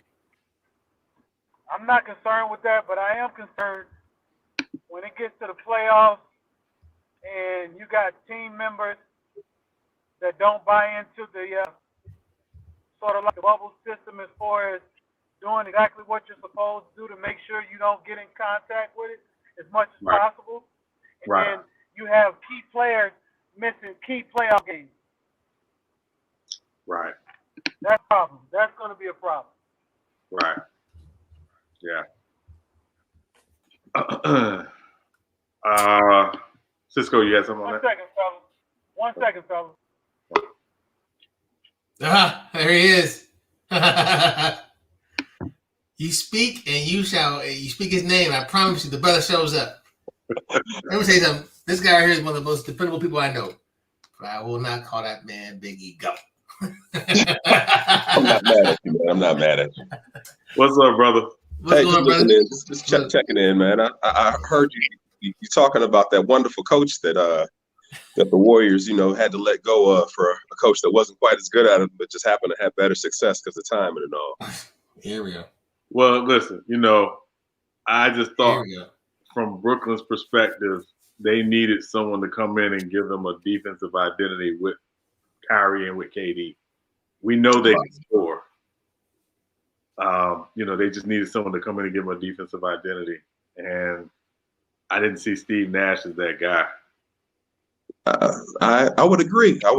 And to be honest, with me being a Lakers fan and all, I was happy to see them pick up Steve Nash because I honestly believe he's going to sabotage those stars' success and keep my Lakers on top. So it's a win-win situation for me. They get a bad coach on a good team, and then they realize how tough it is to win without a good coach at the helm. But I called in though because I was curious to know if y'all knew that backstory behind why the Warriors let Mark Jackson go. I did. I do. Yes, I do. Yeah. Yeah. Yeah. He didn't get along with him and the front office didn't get along at all. So he offended a lot of people. Are you aware of the situation with his church that was really the breaking point? Yes. Yeah, I heard about that as well. And then I guess was that around the time the story with the stripper came out as well? I See, didn't hear that part. nah, I don't. I don't know anything about the. That's probably a rumor that No, was. he confirmed. He and his wife confirmed it because they ended up separating and divorcing. They basically he had an affair with a stripper. I'm in love with a stripper. Yeah. Did she get pregnant? No, I don't think so. Oh shit. Yeah. Yeah. Money. Went on for quite some time, and apparently she asked them for money to stay quiet or something, and they were basically like no, and so she leaked it, and then basically, he and his wife had to come out and basically say this is what happened. But that's not why the Warriors let him go, though. Well, no, I mean, I'm just saying. I think it wasn't the specific reason, but it just started to become kind of a confluence of things. But I really didn't give that a whole lot of credit because of the fact that I think that they were trying to justify their reasoning because the whole NBA was looking like Mark Jackson was a coach on the come up, but the Warriors decided to jump ship and to check out a new coaching prospect, right, because the owners that gave him an ultimatum that was you either move to Oakland, San Francisco area, Bay Area, right, or else you can't be the coach of this team. And he had been churching or pastoring his church in Los Angeles for years, and he's like, I'm not letting this go. Right, yeah. And when you put a man in a position like that, and he chooses to stand on his morals, on his moral ground, to let him go for something like that, it really seemed inappropriate. And I guess that's part of the reason why, just keeping it real, Cisco, I never liked watching the Warriors have that success because the way that run started off. Yeah, well, I did. Yeah, well, I enjoyed it because your team was garbage during that time. Not garbage, but garbage. But to your point, so I agree with you. I agree with you. Initially, I was on the same. Initially, Oakland felt the same way. Every Warriors fan said, "What are we doing?" He got us to this point. He organized us. You can see we're playing harder defense. We're playing hard for him. So yeah, even the players themselves had voiced their comments about letting Mark Jackson go that way. So it was definitely felt throughout a Warrior Nation per se, and we felt it was wrong. Well, I've never seen a coach have that much consistent improvement, and the team let him go. Well, they were stale. They were stale schematically. But they were winning more games every year, though. I think when he left, they had got up to 55 wins a year, and every year it was 5 to 7 game improvements every year. So what was happening, though, if you remember, when they get in the playoffs, because obviously playoffs is about adjustments, his offenses did not adjust in the playoffs. So teams were basically able to blitz Steph consistently in the playoffs, and he never adjusted. And so that offense had become really stagnant. It was very Steph-centric. It was a lot of, high pick and roll with Steph, a lot of Steph breaking down defenders. He was getting his, but you had guys like Clay. And we didn't at that time. We didn't even see Draymond that much. Those guys weren't really improving and getting off offensively. And again, if you're the Warriors, and again you brought in Clay to be this backcourt partner with Steph, you were expecting to see significant improvement with him, and it wasn't happening offensively. And then Steve Kerr comes in and he implements principles of what he learned in San Antonio and some triangle and the ball starts to move. You see more player movement. You see Steph really take the next step because he's able to play off the ball.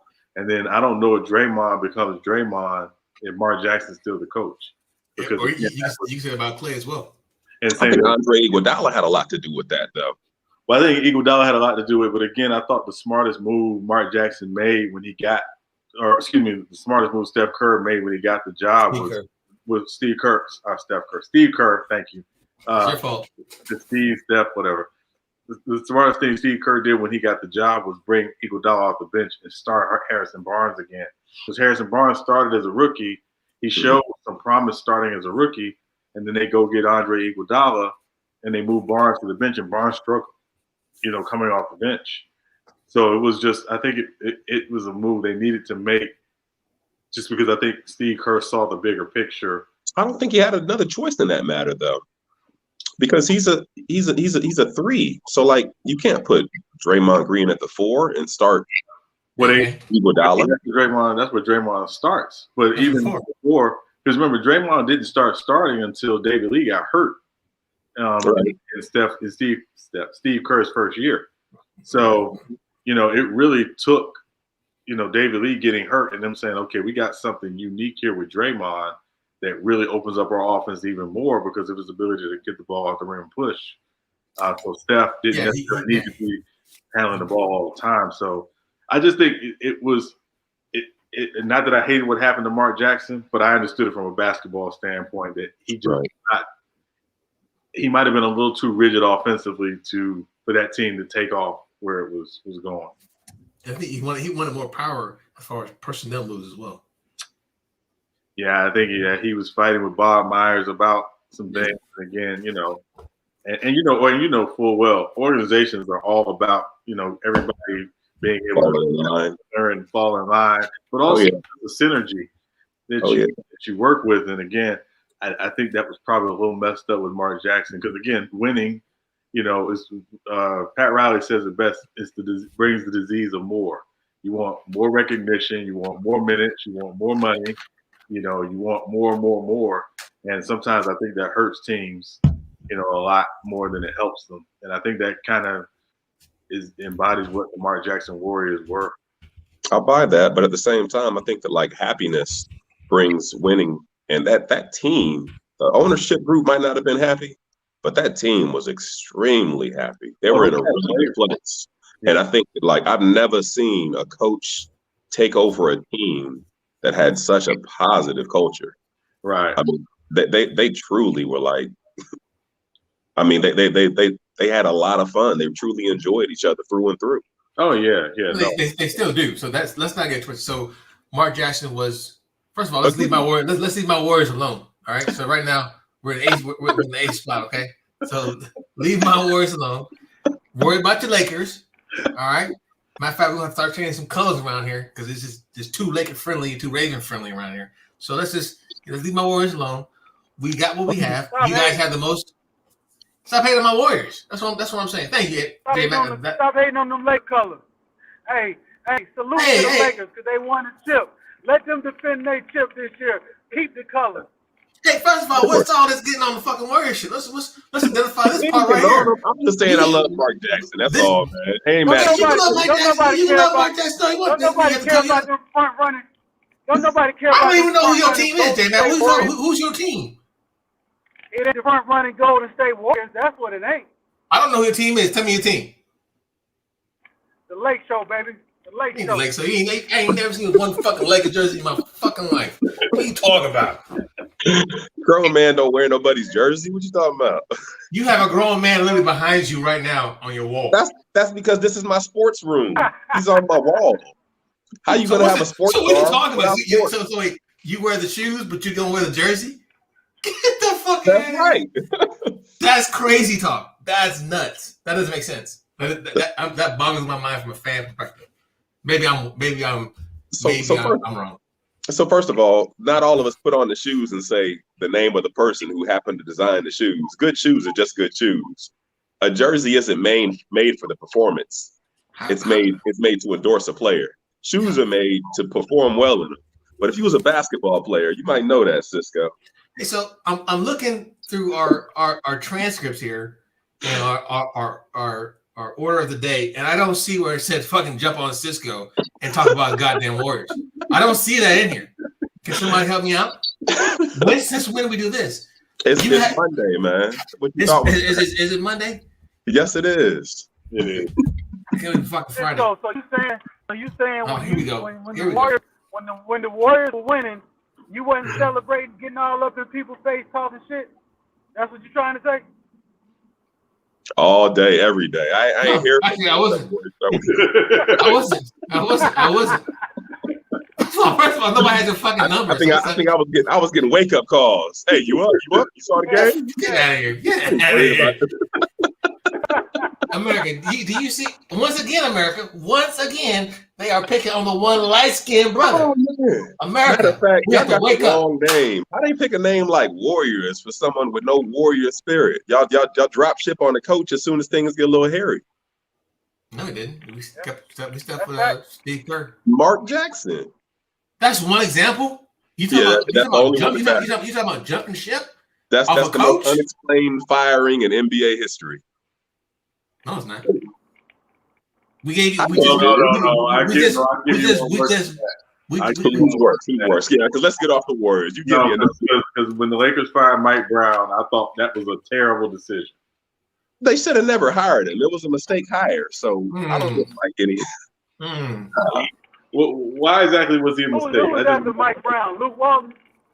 All Luke Walton was Mike, right after Mike all Brown. Mike wasn't did, it? Mike all did. Mike did is say, "Good job, Brian, good job." Oh my gosh. Oh my gosh. Before Brian, well, actually, he wasn't there. He wasn't there before Brian. But, yeah, he wasn't there before Brian. Right. But I think when Brian left the franchise, we realized that Mike didn't have the ability to be able to carry that group of bums, which might not have necessarily been his fault. I guess he never really had a chance to prove what his coaching pedigree was. Right. Right. At no time in LeBron's career did you definitely say, "Good job, Mike Brown. You kept them from getting swept against a team that was better than you." You know when I said, you know when I said, "Good job, Mike Brown." What was that? The fucking Warriors winning championships because he was our assistant coach. Now what? I thought it was all Steve Kerr, but just a couple days ago, Come on. You know Steve Kerr is. So is it all Frank Vogel? No, it's definitely not. Okay. But you're never gonna hear me say. But do you hear Jason Kidd's name? Do you hear Jason Kidd's name? I don't hear his name at all. Nah, but Jason Kidd. So like now that we want to play dog on the Lakers a little bit, we can do that. Jason Kidd is gunning for the head coach job, and I honestly think that he's not necessarily content with that position, just because his reputation prevented him from being able to take that head coaching role. Now he's stuck being an assistant, and he's not necessarily happy about that. Is he sabotaging the team? Heck no. But he also doesn't have as much fire as the other head coaches do. The other coaches. But the Lakers got an awesome coaching staff. So not to take anything away from Frank Vogel, it takes a leader to be able to bring those strong-headed coaches together to be able to have an effective team and be happy with on the management side, just like the players are, be cohesive. So, kudos to him. But is he a great coach? I don't know. Good. The results are amazing. I mean, 1 of 1. That's good. But let's see what happens this next year. If you don't get 2 back-to-back, then we ain't really got a whole lot to talk about. Well, I think Frank Vogel is the perfect coach. I like that. Hey, so you can't blame me, motherfucker. You can't blame me at all. We got to blame J-Mac for that. We got to blame J-Mac for that. I was going to say, I think I ain't say nothing. You started it, bro. Frank Vogel's the perfect coach because he doesn't have this massive ego for them. Like, with all those personalities in there, he is the right coach for that team because he doesn't walk in the door with this huge ego. He just I think if it was reverse, I think if J. Kidd was head coach, I think it would be a little more. It'd be more if J. Kidd was coach. Sure. Technically, I really think that no matter how strong-headed that coach was, though, every coach has got to know that you can't get away with pissing off LeBron. LeBron runs half the NBA. Of course, he's going to run his team. Yeah, I mean, it takes a special guy to coach LeBron. I mean, because you got to be as smart as LeBron, if not smarter. Or just recognize when it's your show and when it's his, and don't try to steal the thunder because honestly, I mean, I don't know. Sometimes LeBron might want credit where credit's due, and he's not going to be too happy about Tyronn Lue or any other coach trying to take over the game. Unless it's time to call a timeout, then that's your job, coach. Call the freaking timeout. Don't let Smith run out the clock. Well, I will say, though, I thought Ty Lue deserved a lot more credit in 2016 than he got. he deserves a lot of credit for that. Absolutely. Because 100%. David Blatt was inept at best. And Ty Lue, had the cachet to tell LeBron to shut the F up, in timeouts, because he got it. So, wasn't too many coaches talking to LeBron that way. So the fact that he did that and they ended up winning, I think Ty Lue deserved a little more credit. Plus, he just gave that team what they didn't have. They needed some edge. Oh, I definitely think Ty Lue was better than Mike Brown. Absolutely. I would say this about Ty Lue as well. Ty Lue, if he would have took that, LeBron wanted him in L.A., and he could have took that job. He wanted that 5-year deal. He would be on top of the world right now because he would have got a chip. And I think the only reason why he wasn't okay with it is because they were trying to force his assistant coaches, and he wasn't cool with that. Right. Yeah. I mean, that's sorry, Ty, but you're not the pedigree. Well, I mean, when you win a chip, that he thinks he is. When you win a chip, though, and this is what I think. This is what, and like we've had this conversation. I've had this conversation about Doug Peterson in Philadelphia with the Eagles. Like when you win a chip, that's the first to give you a certain level of cachet to say, okay, we've been able to do this. I deserve the right and the freedom to try to do it and do it the way I want to do it. Yeah, if you go to a team that doesn't already win chips, then that is going to happen. But if you come to a Miami or LA, they're not going to give you full power over the coaching staff. Pat Riley ain't going to do that. Jeannie Buss is not going to do that. Well, Pat Riley, when you work for the Godfather, I mean, the Godfather is going to have some say in how things look. I mean, let's be clear. That's Pat Riley. Pat Riley's the Godfather. So yeah, and Spo understands that. But also, Riley does stay out of the way. He doesn't get involved in, game plans and all that stuff. He stays out of the way. Yeah, but when it comes to hires, he's pulling the strings. Well, yeah, I mean, but again, if he'd have went to the Timberwolves, then yeah, he could pick his coaching staff. You want to go to the Clippers, you can pick your coaching staff. But if you want to come to the championship floor, sorry, but there's a couple guests that are already going to be here waiting on you too. So let me ask you this question, just because so when Phil got there in '99, Phil didn't pick his coaching staff. I don't remember, and honestly, he's replacing Dale Harris. So I think that was such. You know what? I think Phil actually did bring his whole coaching staff. It's because they knew what came with Phil. Phil comes with a very renowned offensive style that you can't take Phil away from the triangle and his triangle guru and think that it's going to be successful, because that's really the only thing Phil knew how to do. Right. Not to say Phil's not a great coach, but he's not known for being versatile. He's known for being highly effective at that one thing that he does, which is his path to greatness. So and Phil was smart in that he did keep Kurt Rambis on the staff, because again, I think Kurt Rambis helped kind of that integration, with, coming to the Lakers and things like that. So yeah, I thought that was a smart move on Phil's part. I think he did, he obviously had Tex, he had Jim Clemens on that staff as well. But he was dating daughter. I don't know if that was before or after. I really don't know. It was after. You talking about what's that? What year? I mean, before he became the Lakers coach. Oh, okay, I'm sorry, my bad. Yeah, I thought it was when he jumped to the Lakers. I got so blinded by all this fucking Laker fucking shit. I fell asleep. That's why I'm down here. That's just to make sure it keeps you up. I'm trying to keep you on your toes. Yeah. Well, I mean, listen, we could spend a lot of time on the Lakers. The Lakers did pull it out tonight against Atlanta, so congratulations on beating the team that Good job. Ain't no need to congratulate champions, but thanks though.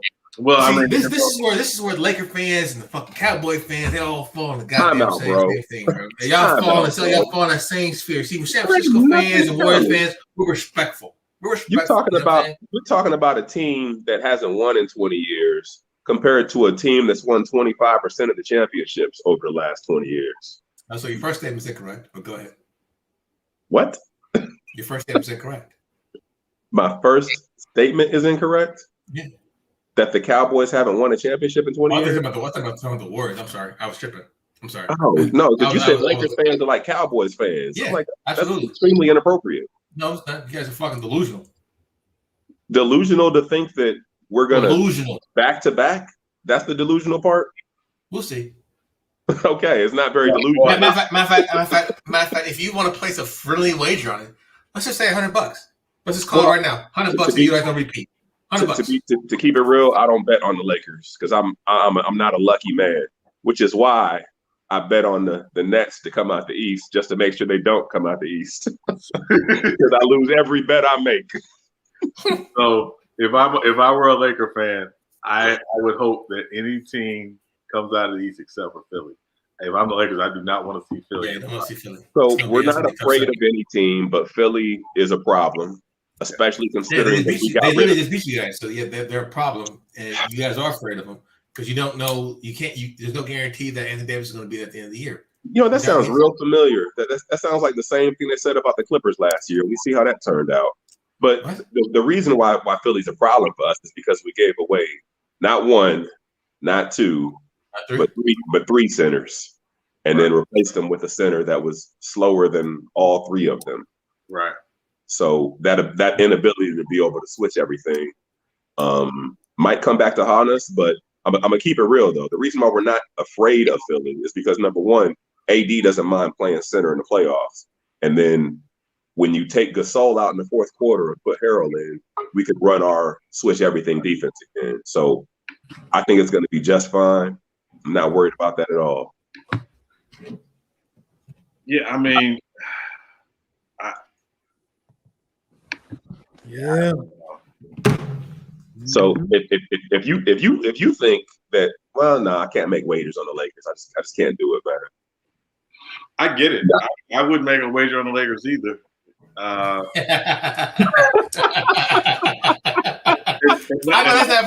probably not the way you intended to sound. That was perfect timing. Bravo, sir. Bravo. Here's the only reason why. Oh, wow. I am concerned. If I am a Laker fan, I am concerned that the guy in year 18 is still will still have to do so much for us to win because the guy who's supposed to be ascending into that number one spot seems to not really be there to start the season. Not on a consistent basis. He ain't even playing that many minutes. You know what? I don't know if you listen to what the players say, but the players say anyone who thinks that LeBron James is getting old doesn't know LeBron James. And this is what the players say. Yeah, listen. They say year 18 might apply to normal humans, but apparently this guy is not from this planet. So listen, I don't dispute LeBron's ability to take care of his body. I know he's a freak of nature, and he and Kareem, for me, and again to compare the two, they're the two guys who figured out how to. Like that, Cisco? Yeah, they're the two guys who figured out how not to get major injuries in their career for as long as they played. Like that's an amazing thing. When you think of the NBA, it's not that. It's just there was a natural, and again, you'll appreciate this. There was a certain point in Kareem's career where the Lakers said, "You know what? It's Magic. It's time for Magic to become our best player." And James Worthy kind of slid into that number 2 spot. I thought after last year, I was like, okay, it's time for Anthony Davis to slide into that 1 spot and be what they brought him in to be, which was a top 5 player and become the guy and their franchise player, and that guy who's going to be the reason why we win, and LeBron's going to compliment him, and LeBron's going to do what he does. Not that we're depending on LeBron to be a superhero at this point in his career every single night for us to win. And again, they're not playing him a lot of minutes because it's a regular season. The Lakers don't care about the regular season. They're worried about the playoffs, but that's what I was hoping to see this year was kind of that natural passing of the baton that you saw in 86, 87 that we're not seeing now from, LeBron to AD. Even though LeBron said, apparently said to AD, this is your team now, it doesn't seem to be happening. Right, because LeBron thought that could happen, but I think that LeBron realized the same thing that, the rest of us realize is that AD he's a great ball player. He's been the best ball player on his team, for most of his career, but he's not a leader of men. And LeBron is still the best player in the NBA. So you can't try to force something to be that isn't. If the best player in the NBA is on your team, he's got to be the best player on your team. He's top 5, but I don't know if he's still the best player in the NBA. Okay, so let's do this right now. Name one player in the NBA that's better than LeBron James Today? right now. KD. Did you say KD? Yeah, Kevin Durant. I'm sorry, was that an echo? Yeah. Kevin? Yes. So if that's the case, if Kevin Durant is better than LeBron James, then if he has James Harden and Kyrie Irving on the same team with DeAndre Jordan, it should be a no-brainer that he comes out the East, correct? No. Because LeBron James would do it. If you gave LeBron James, James Harden, Kyrie Irving, DeAndre Jordan, Joe Harris, guaranteed he comes out the East. So 2 things. Number one, if LeBron James is on the team with those guys, they're fighting every day. I promise you. Who? No, because LeBron James is a leader of men. KD, like AD, is not. Well, he's never been. So I have this argument on other streams. Does a guy have to be a leader, which is a subjective thing anyway, to be the best player in the league? No.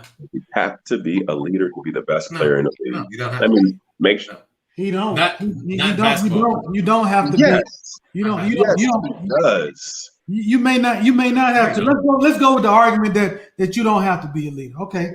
Name the last player that was the best player in the league that wasn't a leader. Name one that's ever happened. KD. Yeah. So KD was never the best player in the league. He never was. He was Last just year the best player on the best team. No. Hold on. When LeBron dropped 51 in that series, game 1. LeBron dropped 51 in the NBA Finals. Okay, so you know what? Because this is we're gonna have this discussion on Friday night for our Super Bowl show. No, let's get it out now. No, because I'm here to go here right now. Okay, first of all, Tom Brady, the best he ever played in a Super Bowl, the team lost. His team lost. So LeBron dropping 51 in game 1 and losing does not matter. They lost. It proves that KD wasn't the best player on the doggone court.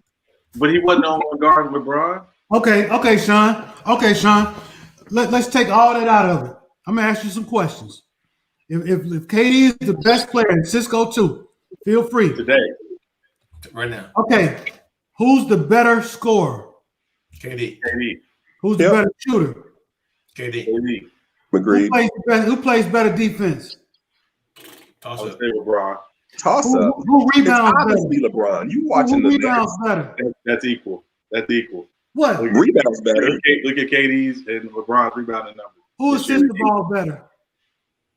KD's normally on bad rebounding teams, and LeBron's numbers are still better. No, he's not. Are the Nets a good rebounding team? So currently, Were the Warriors a good rebounding team? Yeah, because we had Draymond Green, and then before that on the Thunder, he had Steven Adams. Yeah. So yeah, and no but you're talking about one rebounder. The Lakers are better rebounding team. Better rebounding teams. The Warriors are currently a better rebounding team than the Nets. They weren't bad on the board. They were good on the board.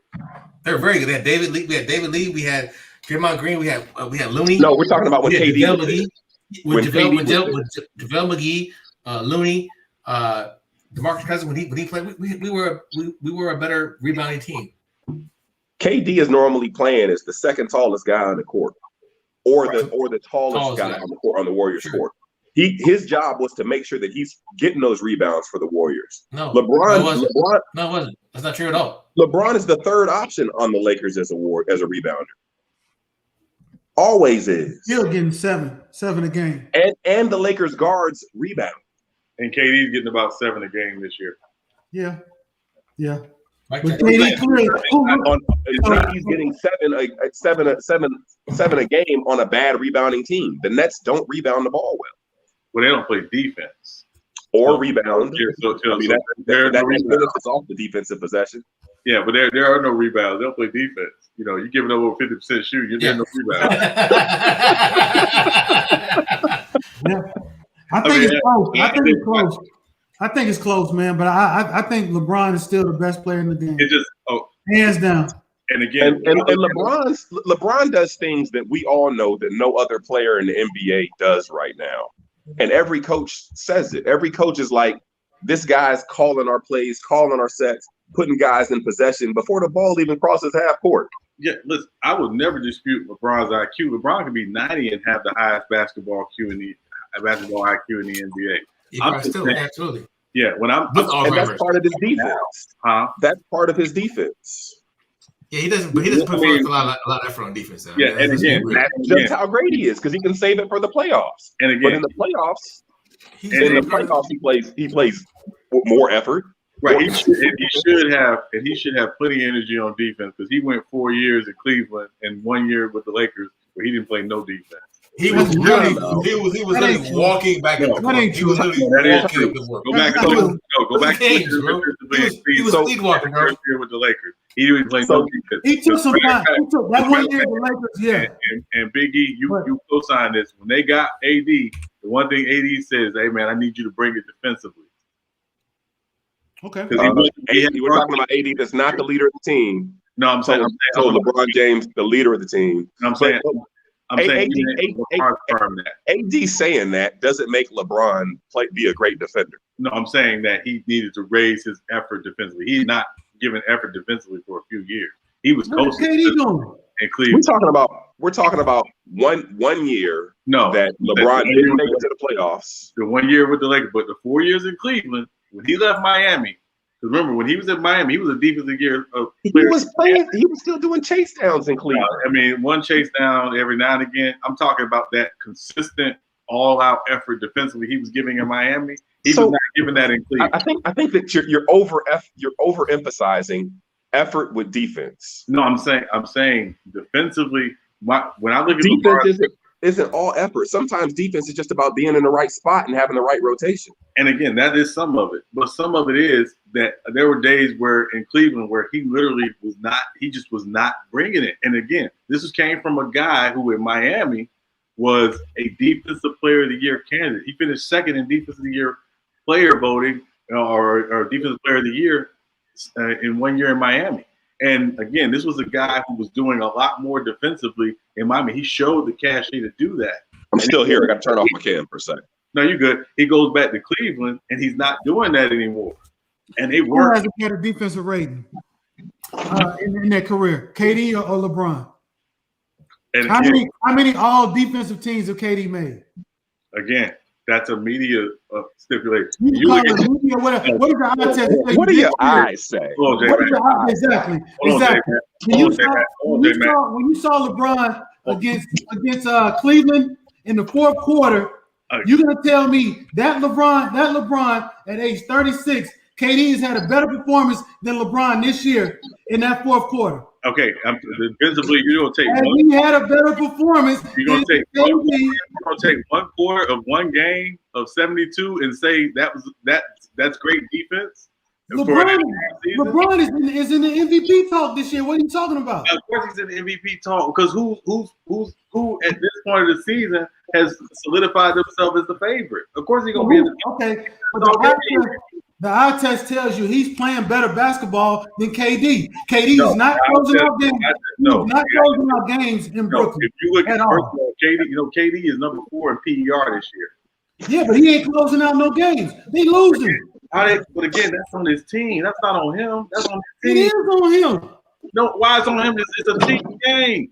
It's supposed to be on him. He's the one to look. If you're gonna get the credit for your W's, you got to take the credit for your L's. And again, I'm not absolving him of that because he's not an MVP candidate at this point for me. Again, the two guys. LeBron's not an MVP candidate. No, he is. There are two guys right now I have ahead of LeBron in the MVP conversation. That's Joker and Embiid. Those two guys are having better seasons than LeBron. And again, I don't expect LeBron to win the MVP because again, if you look at the last few years of the MVP and go all the way back to probably the late 2000s or late part of the 2000s, it's been a younger guy's award. They want to give it to the next guy or the guy who's on the upswing. And right now, that's Joker and Embiid. I don't have a problem with that. But LeBron, the eye test tells me he's playing. He's playing better basketball than KD. I'm not. And still at 36, he can score in multiple ways. Still. And again, I'm not saying he can't. I'm just saying when I look at what they're doing this season individually, and again looking at PER, because again, KD is 4th in the league in PER. That matters in the grand scheme of who's playing. He's playing about 5 more minutes than LeBron too per game. Again, if that's the case, J-Mac, that means his PER should not be as high because he's got more room to. No, he's balling. KD is efficient. I get it. I'm not taking nothing away from KD. But what I'm saying is, what I'm looking at when I watch LeBron play this year and what I watch Kevin Durant play this year, Kevin Durant is not ready. He's not playing, showing up in the big moments. LeBron is still playing on an MVP level, night in, night out. A regular night in Cleveland, he's sending. Has anybody found the ball that he swatted from Colin Sexton yet? They're still looking for it. Right. This is a regular night in the regular season. KD is losing to Russell Westbrook and the 3-11 Washington Wizards. Come on, man. Look, KD should be. The reason why I'm pissed off about it is KD should be better than everybody. He should have been the best player for the last 5 years, but he's not. When he was in Golden State, those 3 years he was in Golden State, he had ascended as the best player in the league. I disagree. All he had to do was shoot the ball. He didn't have to guard the best player on the other team. He didn't have to.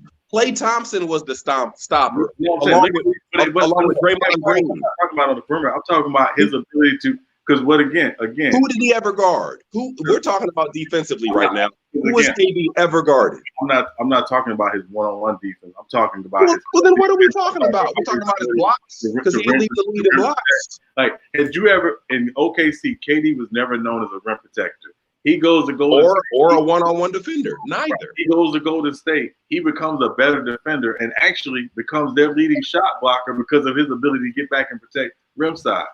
That was not something he was doing in OKC. He became a better defender in Golden State. Go ahead, Cisco. I second what you said. That's true. Yeah. So he actually did. He actually became a better two-way player in Golden State. Now again, but he still didn't get as good as LeBron. Yes, he got better. He got better than he was in Oklahoma. No. And I'm saying this. I'm saying at LeBron's defensive peak, which was in Miami, he was better than KD defensively at his defensive peak. Even at his current defensive rating, he's still better. And then let me tell you something else about that Golden State. Golden State is in KD's career that's the meat in between the bread. When he was in OKC, was he known as a great defender? No, he didn't have to be. Okay, now he didn't have to be a great defender. In Brooklyn, is he known as a good defender? No. Okay, so that means. So how can you take 3 years to be a good defender on a team that's all bad though? How can you be a good defender if the whole team is fucking is shitty? Like LeBron did. Okay, see what LeBron did in Cleveland.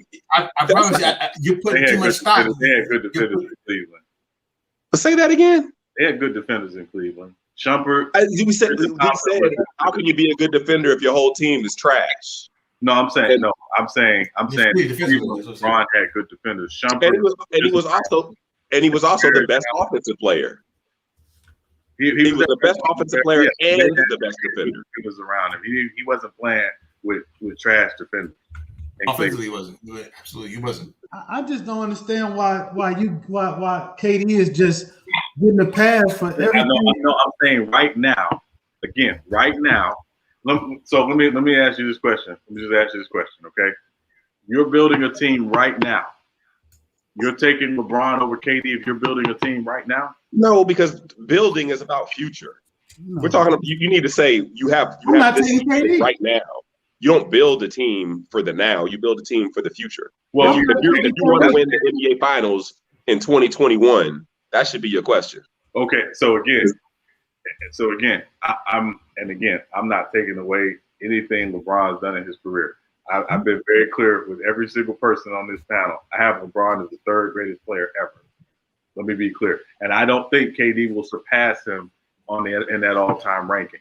I'm just saying right now, today, I think KD is better today.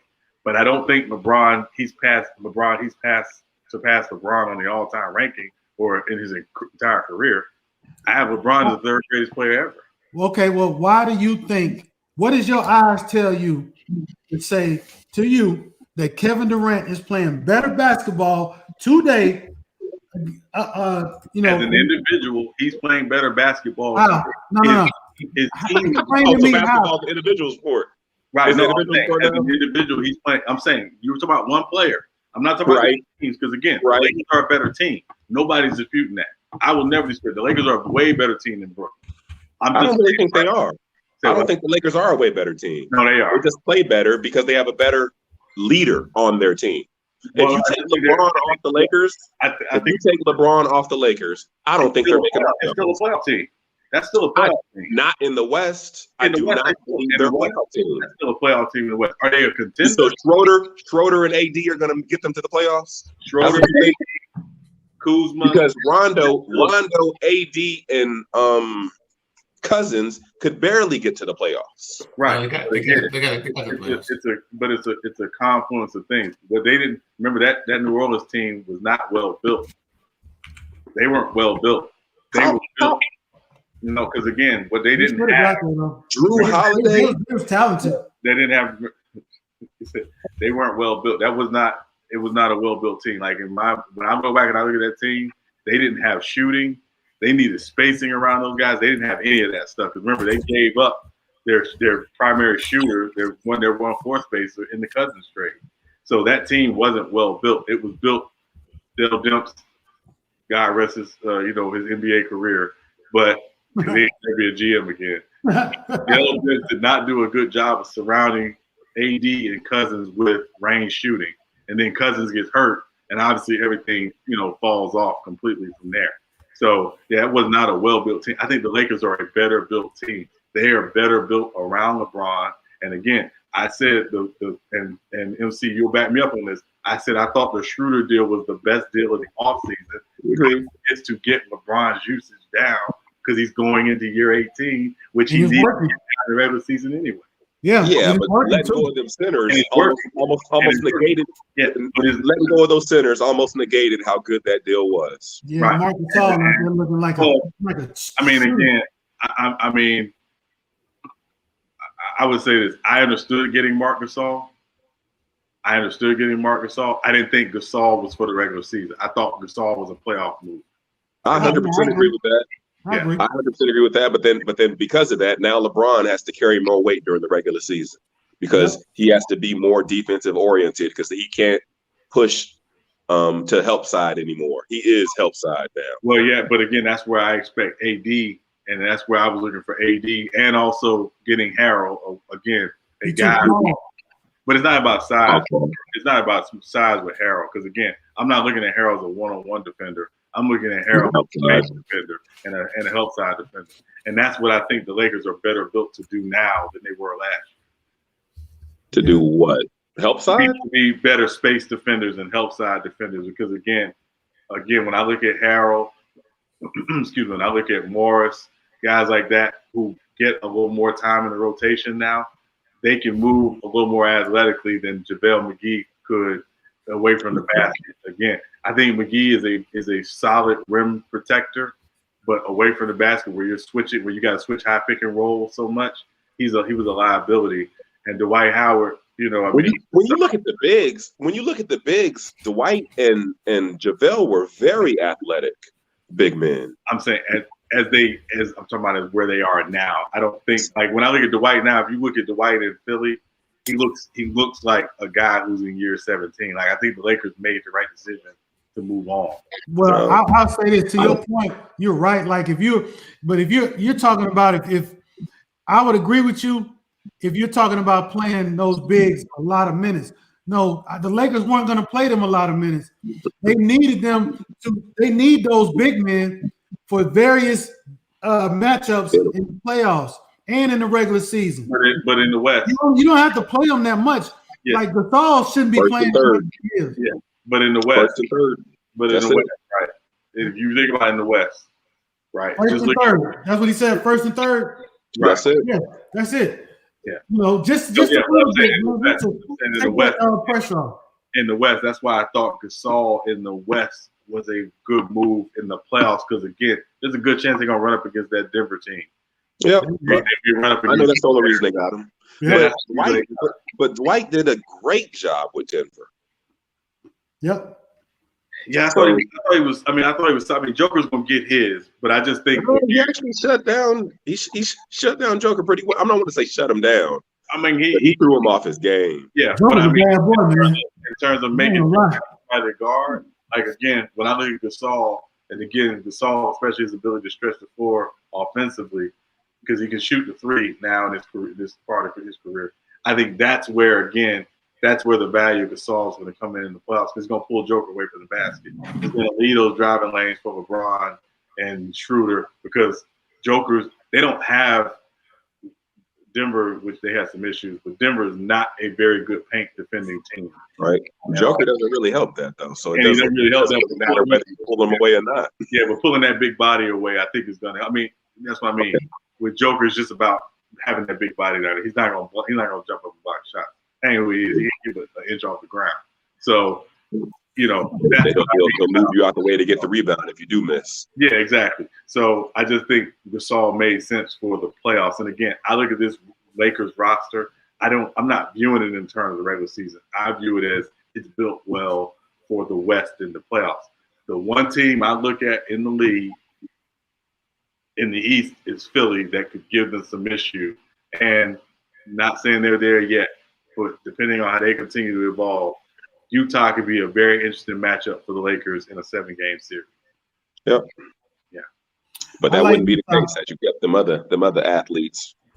Yeah. You got a good point though, Sean. I'm not gonna argue with you at all. I like Utah. I think you can agree with that.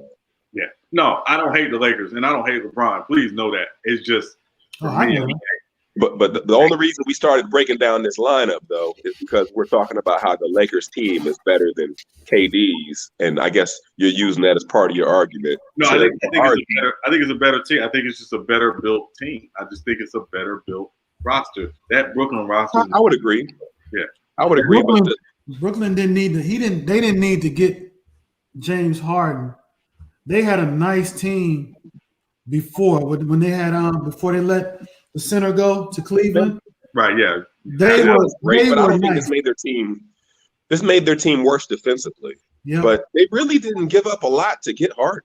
They gave up LeVert and they gave up Jared Allen, basically. It turns out that LeVert would have been possibly out this whole season anyway. And so you basically gave up 2 mediocre players and a couple meaningless draft picks.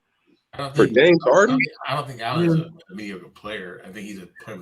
I think Jared Allen had a lot of value to that team. It was just because they had DeAndre Jordan that you weren't really seeing the value of Jared Allen. I mean, he's a couple pennies more than JaVale McGee. Oh, no, I think he's better than that. He's actually a really good player. Oh, Jared Allen? Yeah, his brother is JaVale McGee. Yeah, he's pretty good, man. I think Jared Allen on most seasons the 18 and 12 guy. But we're talking about to get a 2-year removed MVP though. What they gave up to get James Harden is way less than what the Lakers gave up to get Anthony Davis. But he got to play with Jack-a-lot Records. Kyrie. Yeah. You know what I'm saying? You see when he got there, he took like 4 shots in the game. Yeah. Kyrie took about 40. Yeah. Oh man. I mean, I just think that Brooklyn team's terribly built. They're gonna try to get players in the buyout market, but it's not gonna matter. They're not. I'm curious when Dinwiddie comes back, how that works out too. I think they're way too perimeter centric. I mean, they can play 5 perimeter guys, they can play 5 out. But I don't think that team gonna look like that next year. I think they're gonna make some moves in all season. They have to because they're not winning the championship with that team unless they get lucky. I don't think that the goal year 1 is to win the championship. Well, sure, it's the goal, but the requirement for this year. And I heard what you said earlier about they don't need to make it to the finals. I highly disagree. They don't. If they don't make it to the finals, it's a bust. Let me ask you something. When you just look at the East right now, are they better than Philly? No. I don't think but that still doesn't give him an excuse though. No, I'm just because They're not playing better than Philly, but their roster should be able to play just as good as Philly. And looking at their roster's not better than Philly. When I look at their roster's not better than Philly. They got 2 league MVPs on the same team. They don't get no pass. That's a media award. So this. But hold on, because I want to bounce off J Mac's point just real quick while you guys go at it. This is going to come back to my point to where Steve Kerr is so important. Like he just said, you have two MVPs. Yep. Former MVPs on the same squad. Yep. 2 former MVPs on the Warriors was a lot different because of the culture that was set there. That culture, although foundation laid by Mark Jackson, was capitalized or enhanced by Steve Kerr. So you taking shots, but if you're taking away from the greatness of Steve Kerr and what he's done for that Warrior organization, I think you're underselling it. Because if you had a choice between Frank Vogel and Steve Kerr in the Lakerland, I guarantee you'll probably go Steve Kerr. Oh, you'd be wrong about that. You'd be very wrong. I'd be highly upset if they were to bring in a Steve Kerr to Lakerland. And I respect your point. You just took it a little bit too far. Lakers are not going to welcome Steve Kerr. What? No, it's not going to happen. No. Why wouldn't they welcome Steve Kerr? He better be bringing in JB Bickerstaff and Mark Jackson with him, and maybe a Byron Scott just to smooth the waters. What? That makes no sense whatsoever. So the Lakers didn't even welcome Frank Vogel to LA, but because of the coaching staff, he got a green light. When you bring in a coaching staff like that, I'm not going to argue. He brought Jason Kidd with him, JB Bickerstaff. Mm-hmm. That makes a huge difference. And oh gosh, I can't remember the genius, the shooting guru of the Lakers coaching staff. I cannot remember his name, but even Rondo, they ain't shooting. The Lakers aren't shooting well? No. They are this year. The Lakers are shooting amazing. LeBron is at a career high. AD's finally letting it. Well, AD's in the worst slump I've ever seen him of his life. He had 26 tonight, 10 for 14, 6 for 6. That's a good night. The Lakers matter of fact, the Lakers had 2 of the top 3 shooting percentage in the league as of last week, and that was Caruso and KCP. We're number 2 and 3 percentage wise. I don't know if they're still there or not, but they had the 2nd and 3rd best shooting percentage individuals in the entire NBA. Leading the Lakers Laker fans need to realize that as long as you guys are winning, and you guys win championships, you're gonna accept whoever the fuck they bring you. That's just common knowledge. And you're telling me that you're gonna take Frank Vogel over what? Oh, Frank Vogel. The win is after the fact. We're talking about welcoming Vogel in. We're not talking about after. They would have welcomed Steve Kerr in. They would have welcomed him in with open fucking arms. Disagree. He brought Mike Brown. He had Lionel on LeBron James mural. Everybody's not welcome in LA. And I didn't agree with that, but Laker fans threw paint on LeBron James. Who else in the league does that? No one but the Lakers. This is the problem. This is the reason why LA y'all don't fucking win. Because the only thing y'all got is the Lakers. You gotta put some respect. The Dodgers finally won. My name. Finally won. The Dodgers won. Finally. UCLA's been trashed for the last 20-some-odd years. This can't be coming from a Warriors fan. Yeah, because we won. Because we won. You currently have two NFL franchises that haven't won a Super Bowl in I don't know how long. We gotta take it to NFL, huh? I'm taking it to LA. How about you guys? The only thing y'all have is the fucking Lakers. So y'all bougie, man. Y'all moved from Oakland. Y'all moved from Oakland to San Francisco, man. Come on. They were originally in San Francisco. They're the Bay Area, so they're the Bay Area. But it doesn't matter though. The North, we've experienced more professional winnings than as of recent than LA. Just face the facts. But not in history, though. Matter of fact, not even recently. Sure. Since 2010, Lakers have 2 championships. Dodgers have one. One. Sure. San Fran has 4. But go ahead. Next. Who, the Giants? Who the San Fran? Yeah, the San Francisco Giants, the ones who prevent the Dodgers from winning the championship. The San Francisco Giants. Can't argue with that one. Okay. Can't argue with that. Hey, that's actually a good pivot. just real quick because I know. No, hold on. Give me my 5 minutes of fame. Y'all been back and forth with these. Y'all been badgering my ass. No. Let's go. Let's go, SoCal. Let's go, Yeah, SoCal. we're talking about, let's talk about how SoCal is going to bring some football championships to Los Angeles. I hope that's where we're going. That's not happening, but go ahead. Yeah, I definitely trust him. McVay. Go ahead, Sean. No, if you think Matthew Stafford's the answer, we'll see. Yeah, just I got confidence in McVay. I just know that Goff was trash, and the fact that McVay got him to a Super Bowl, I mean, it's only expected that he can do something more with Stafford. Goff gonna wind up being the league MVP next year. He watch. You don't mean that, J-Mac. You don't mean that. Well, y'all talking baseball. In other news, longtime Red Sox second baseman Dustin Pedroia retired today. He had knee replacement, so he can't run anymore. Just a quick question for the panel: is he a Hall of Famer? Justin Pedroia? I don't know. Yeah. If he don't play for the Dodgers, then no. Yeah.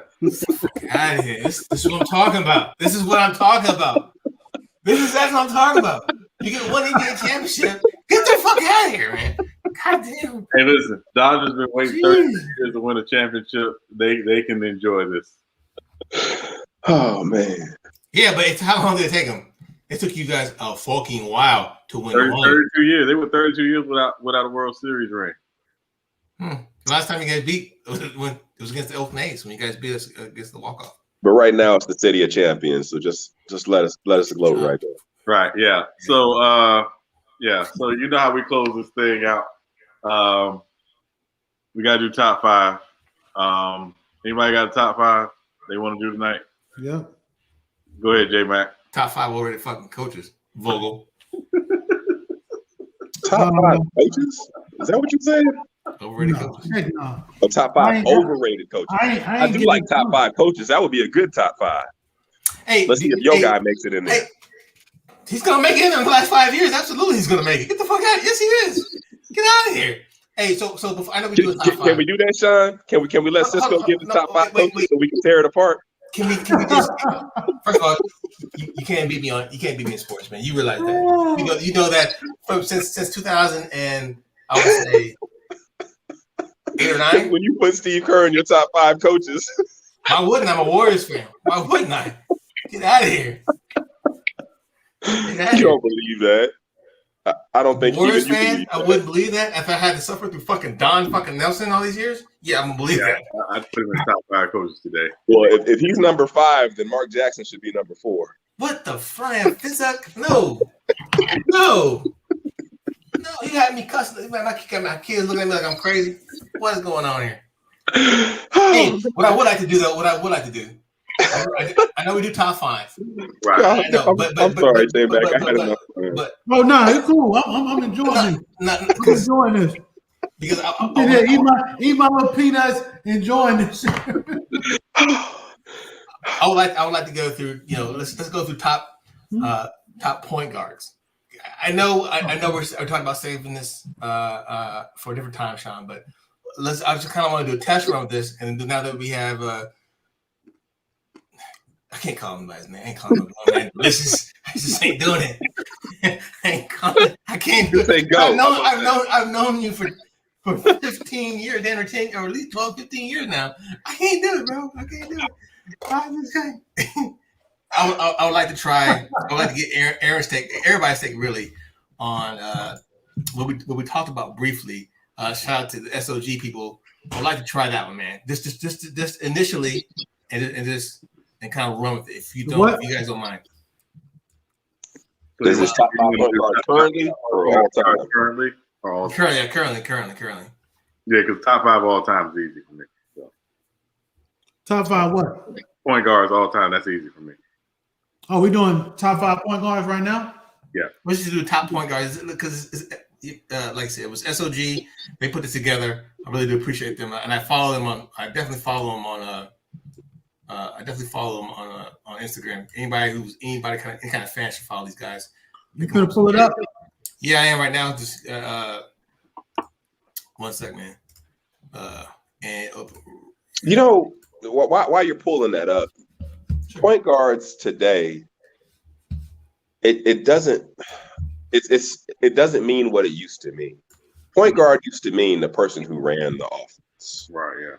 Now, point guard is basically the guy who you try to hide on defense for many teams. Because, and I'm not trying, I guess I am really taking shots at Steph Curry. Yeah. I knew you were. I knew you were. Clearly. It's because y'all ain't had a fucking point guard in the last fucking 15 years. Don't mean nothing, Smush Parker. Well, Fisher. we have a point guard, but on the starting lineup, he doesn't have PG in front of his name. So, I mean, you already know that Lakers point guard is going to be in there because he has to be if he's the best player in the NBA right now. Okay. But on the starting lineup, he's not listed as point guard. So how do we want to play that, gentlemen? That's why I'm really not trying to take shots at Steph as I take shots at Steph. It's just you're a hater, bro. Are we going by what the roster says, or are we going by what the player? We're going by currently what's on the screen right now. Can you see the screen right now? I can see it. Okay, cool. All right. So the only thing that's missing right now, like I said, big shout out to SOG. I think it's SOG. Follow them on Instagram. If you guys, they have great storylines and great fan favorites as far as who's the best point guard, best dunkers, and we'll get to that later, and best shooting guard. So as of right now, there's currently 32? 30. Well, 32. There's 30 point guards. They don't have Oklahoma City on there because I guess Alexander's mostly counted as a 2.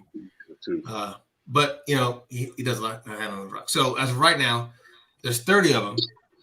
Let's go ahead. There's 30 point guards on the screen right now, and round one we're gonna eliminate the worst the worst ones. We're gonna eliminate if it's 30 of them. Let's eliminate 5. Let's eliminate 5 of them out of the first round, and since there's 4 of us, it has to be 3/4 majority if this person gets X'd out. Does that make sense? Am I making sense? Well, that's too easy to take it down to 20. That's really easy. We'll take it down to 25. Well, we're just eliminating 5 right now. Yeah, we're just limited to 5. So then we'll try to we'll be more consistent with a better format, of course. But I just want to try it now since we got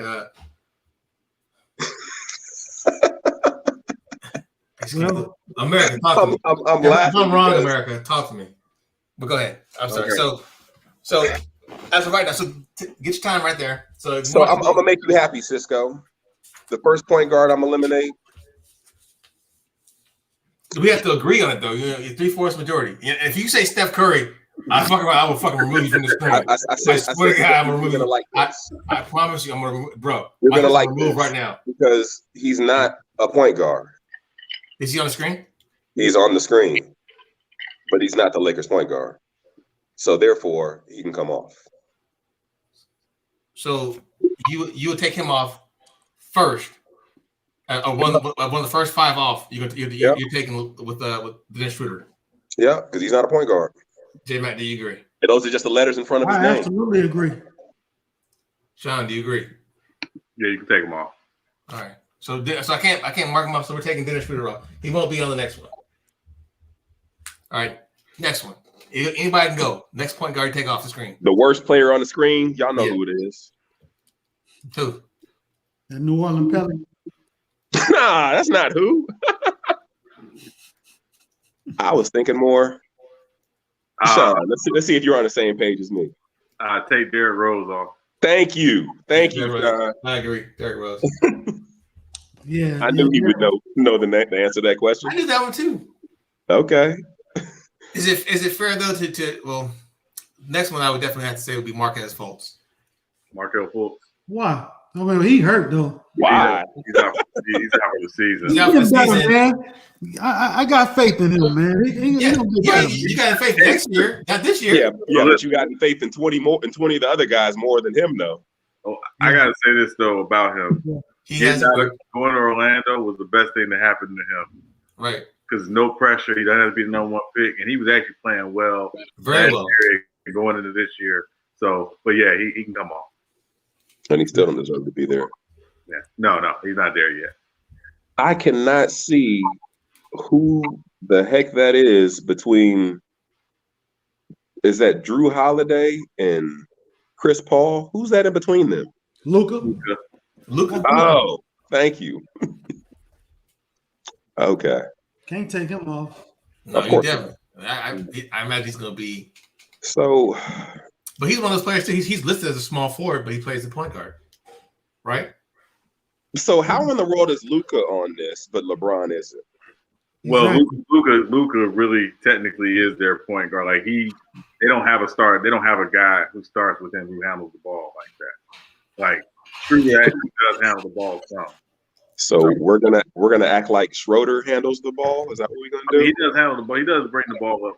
He walks it up to half court quite often. He brings it up quite a bit. Yeah. Is that Not as RJ much as Barrett? Next point guard. Next point guard.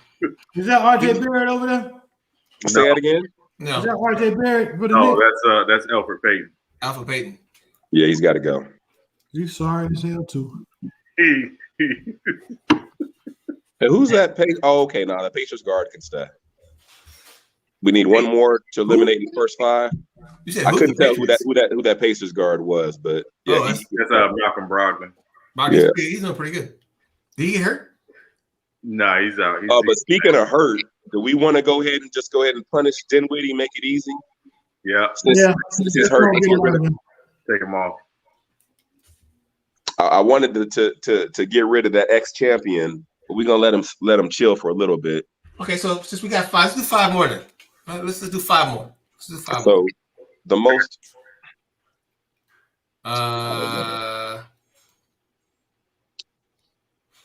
I think in this five, Drew Holiday is going to work his way in. Not Drew Holiday. Kyle Lowry is going to work his way into the 15 through 25. And to keep it real, Drew Holiday probably will too. Fucking Patrick Beverly is fucking trash. I don't know why y'all giving Lonzo Ball the pass, man. I don't get it. I mean, y'all just named three names that should come off of these next five. Yeah. So why we taking off Ball brother? We can take off the other Ball brother too. Nah, I disagree. he can't. You can't take him off. He can't take him. Not yet. He as far as the height train is concerned, right now he's living up to the height. And he's projected to be. Did you see what he did to the Heat in overtime? I like that kid. I saw what he did. Yeah, he saw that. And the triple doubles. Like I like that kid. That's just hating. I'm not taking nothing away from what he's doing. I'm just looking at the guys on this list and where they are right now. Is he going to make it into the top five? Well, let's no, of course not. No, definitely. Who we taking off next? Are we all agreeing on Patrick Beverly? Yeah, Patrick Beverly comes off before LaMelo. Because if you had to choose which point guard you want this year, I mean, I'm going to take LaMelo over Patrick Beverly. I'll take both Ball brothers. I wasn't ranking on that. I'm just like, who got to come off? Because there's some guys that need to just come on off now. Okay, so we got six of them. We need four more. Are we taking off? Are we? You can take off Lonzo. Yeah, Lonzo can come now. So that would make him over D. Russell. He's the 16th. I'm saying D. Russell's better than Lonzo. D. Russell's better, but D. Russell's geared to come off at some point soon too. So let's not. He's D. Russell gets to make top 15. Lonzo doesn't. I think we named 10 point guards already, right? No, 2, 3, 4, 5, 6, 7. I count 7. We got Dennis, Derek, D. Rose, Fultz, Peyton, Dinwiddie, Beverly, and Lonzo Ball. You could take y'all didn't agree on Lowry. This is my guy. I like him. You finna set it off, listen. And then Utah Jazz. Mike Conley? Yeah. No. He ain't balling. Mike Conley's having a good year this year. He's having a good and year. He's playing better than Kyle Lowry. Yeah, that's what I'm saying. Kyle Lowry. I thought Kyle Lowry was already off the list. No, I didn't know. So it was Kyle Lowry. I thought he was gone already. Kyle Lowry. You need one more to come off? 2 more. I think is that who's Miami's point guard? It's going Dragic. You can take him off. Yeah, it's time for Dragic to go. Yeah. He's 109 years old. So now we're down to that was 10. Now we're down to 15 left. That's 9. Hey, Trae Young look like he posing in front of a Popeye symbol. Yeah, but he's balling out this year. No, he's got to be top 15. Hell yeah. Oh, hell, he's top 15. I'll tell you what can come off, and this may be a little controversial, but he ain't really done nothing yet this year. Take Kemba Walker off. Yeah, he's been like a disappointment though, right? Good point. Even last Good year, point. I like that. Drew I think Holiday. LaMelo deserves to make the top 15. Yeah. Drew Holiday ain't been balling that good either. But we're gonna put him just above. We'll put him just above Melo. How about that? Yeah. Oh yeah. Hey, right. You know the thing about Melo on that list is that disrespect to Terry Rozier. Terry, he's having a good year too. But see, that's the problem. They start. He won't even start together. You're right. LaMelo doesn't even start. No. LaMelo doesn't start. The only time he starts is when Rozier gets hurt. Yeah. But when he plays though, he's impactful. Hey, we got to blame this on SOG. So we got 10. Are we gonna push to 15? We can push to 15. I got 10. We can push to 15. Hey, everybody ain't gonna make the top 5. That's just the way it goes. Shit, I'm fucking do that shit right now. So next, we taking LaMelo and Drew. Yeah. I don't know about Drew, bro. Yeah, Drew. He's having a solid year, but it's not what you were expecting from him going to Milwaukee. New might be trying to take Russ off too, man. Oh, he's coming off easily. Who? D'Angelo take Russ. No. I'm talking Westbrook. Westbrook need to come off. Oh yeah, Westbrook. Yeah, you can take him off. So I got Drew. Oh, Westbrook. Oh man, he really only had one good game, man. He finally hit a jump shot when it mattered. Listen, finally.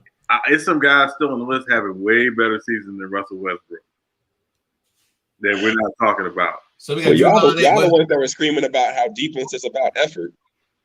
No, it's not even about that. He playing some defense now. I don't see him playing no defense. I never seen Westbrook playing defense. Ask Kyrie. No, he plays defense. It was 3 out of 4, I guess. No, I got Drew. I got Drew. So we taking Westbrook, Drew. Who else was there? I'll tell you somebody else that can come off, and it's gonna seem a little controversial, but he ain't done nothing since the bubble. Take Jamal Murray. I knew he was gonna say Jamal Murray. Yeah, that's my guy too, man. Jamal Murray. Y'all are skipping too many. So you telling me that DeJounte Murray is going to stay on there longer? He's having a better season. He's having a way better year. He's having a better season than Jamal Murray. The Spurs are in the hunt. So are we just going by what their numbers are this year, or we're going by who the top 5 point guards are? We're going by who. The goal is to get to the top. Who are the best? Who are the top 5 point guards currently in the NBA? Because we don't want to go by who's just having a better season. Let's go by who the top 5 point guards are. No, we have to go. But no, this is currently and now. So I understand what you're saying as far as overall. We're not just comparing stats. We're comparing players. Hey, and you know what? I'm gonna be real. Take Kyrie off. What? I disagree with that. I disagree with him right now. I ain't taking Kyrie off. D'Angelo Russell is still on this list, right? Yeah, I thought we took D'Angelo Russell off, right? No, it didn't. We didn't say we was going to That's the problem. I thought he was already off. Nobody said we agreed. Russell coming off. Yes, Russell's got to come off before Kyrie. Oh, absolutely. But Kyrie ass can come off next. No, before that happens, he's Colin Sexton.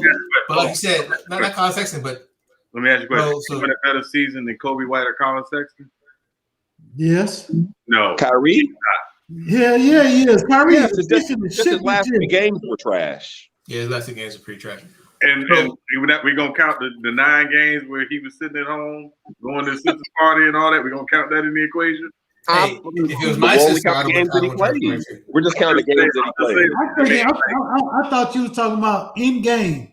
Kyrie's still balling. When he playing, ain't nobody messing with Kyrie. Okay, so can we? What about De'Aaron Fox? De'Aaron Fox having a really good year. He's having a good year. Stop with this good year stuff. But he's not. De'Aaron Fox. The question is not who is having the best year. The question is who is the best PG. Right now. That's what I'm saying. Right now. Right now, who's best right now? Right now? So you think Kyrie's having a better year than De'Aaron Fox? Yep. No, I think Kyrie's having a terrible year. But there's no one in this room. Now let me ask this question: If you had to finish the season with either De'Aaron Fox or Kyrie Irving, which one are you taking? Kyrie. I mean, are we talking between the years or talent? We're talking about right now, this year. Kyrie. Who's the best? I don't know. I like De'Aaron Come Fox. on, man. You know, dog on him. And let me be very clear. I am not a huge Kyrie fan because I think he shoots too damn much for a point guard. Yeah, but he's on this list as a point guard. Right, and I don't think he's. Even though James Harden is really their point guard. Well, I mean, yeah, but yeah. So we can't agree on it then. Come on, Sean. It's fine. It's fine. You can take De'Aaron Fox, but no, take Kobe White off first. Yeah, I take Kobe White off first. I take Kobe White off. And Colin Sexton, because now we're getting down to the bottom of things. And we're getting Sexton. Yeah, listen, there's some guys here to come off. There's gonna be some debate. Chris Paul. Colin Sexton. So let me give the count. It's 15. It's 15 so far. It's 15 so far. Okay. So we're down to the last 10. Chris Paul trying to hide. We're down to the last. No, Chris Paul's supposed to make it to the top 10. He's supposed to make it to the top 10. Yeah. He's supposed to make it. Yeah. The person who needs to come off before Chris Paul, even though his last 5 games have been great, is John Wall.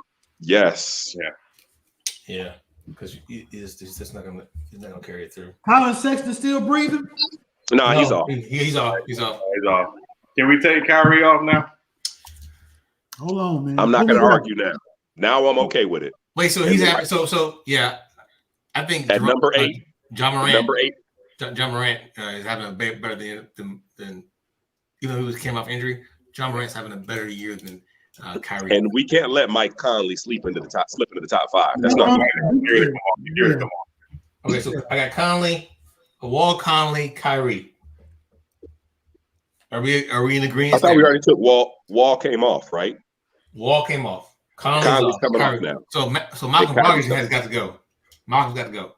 Oh yeah, he slipped in there. Yeah, I would pull Brogdon off at this point. Yeah, he probably should have came off before Mike Conley. Yeah, he probably came off probably before Kyrie. He should have came off before Kyrie. Yeah, that too. Yep. Okay. So, all right, Ben Simmons. So let's name the guy. guys that are left because we don't want to accidentally put someone in the top 5 that ain't supposed to be there. Right. So I got Dillard. No, can't take him Curry. off. No, he's not coming off. The guys that need to stay. Dillard, Curry. Who else is left? Spurs. Ben Simmons is up there. Trae Young. So Chris Paul, Luka's still on there. Hold on, let me do this. Let me do this. Hold on. Let me try to scribble on them something. Yeah. I'm scribble on. I got you. So Dennis came off. Dennis Schroeder came off. Where's he at? Kimba came off. Ball came off. Lowry came off. Then we. Are you drawing on him? I don't see you drawing. Yeah, I always try to blow it back up again, and maybe you need to make your line thicker.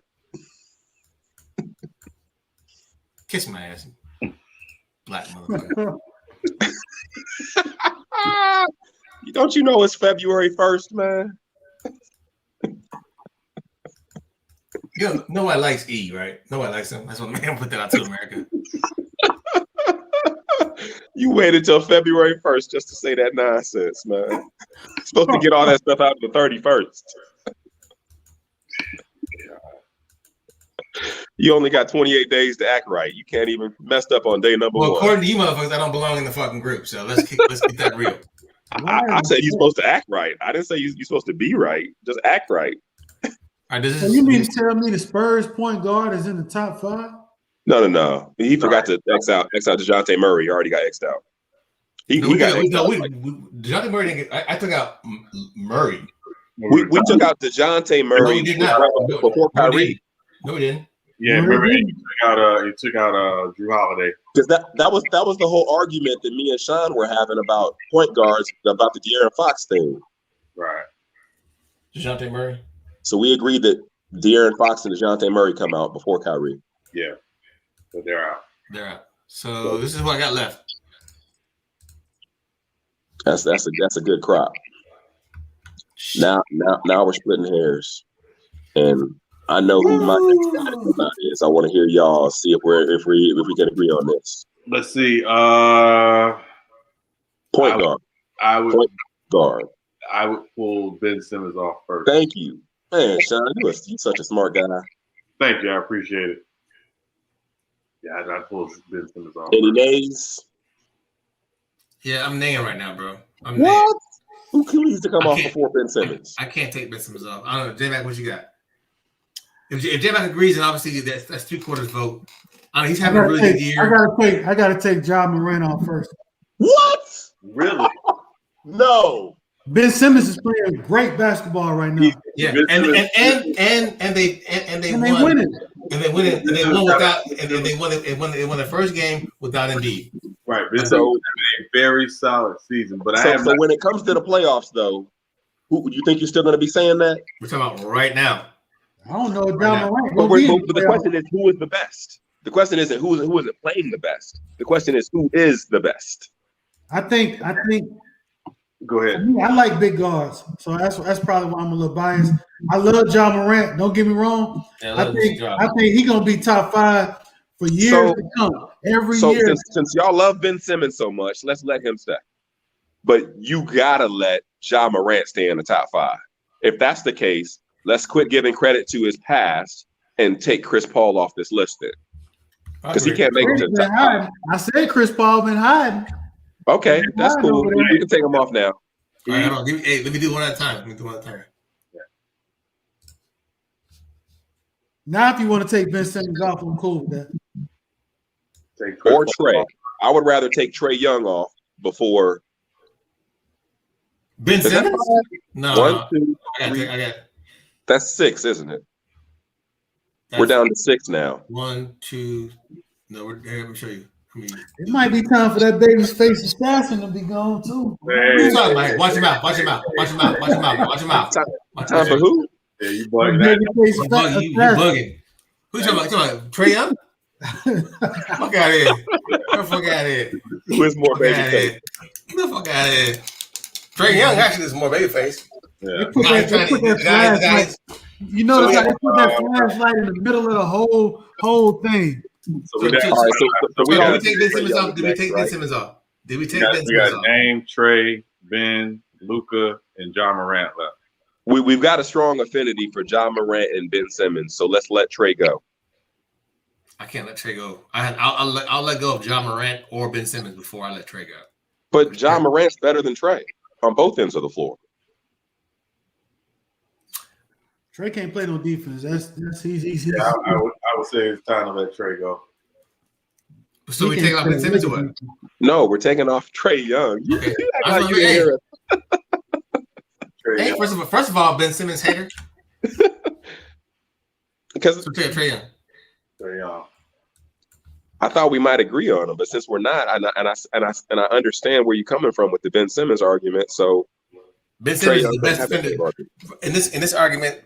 Ben Simmons is the best defensive point guard out here as of right now. 100% agree.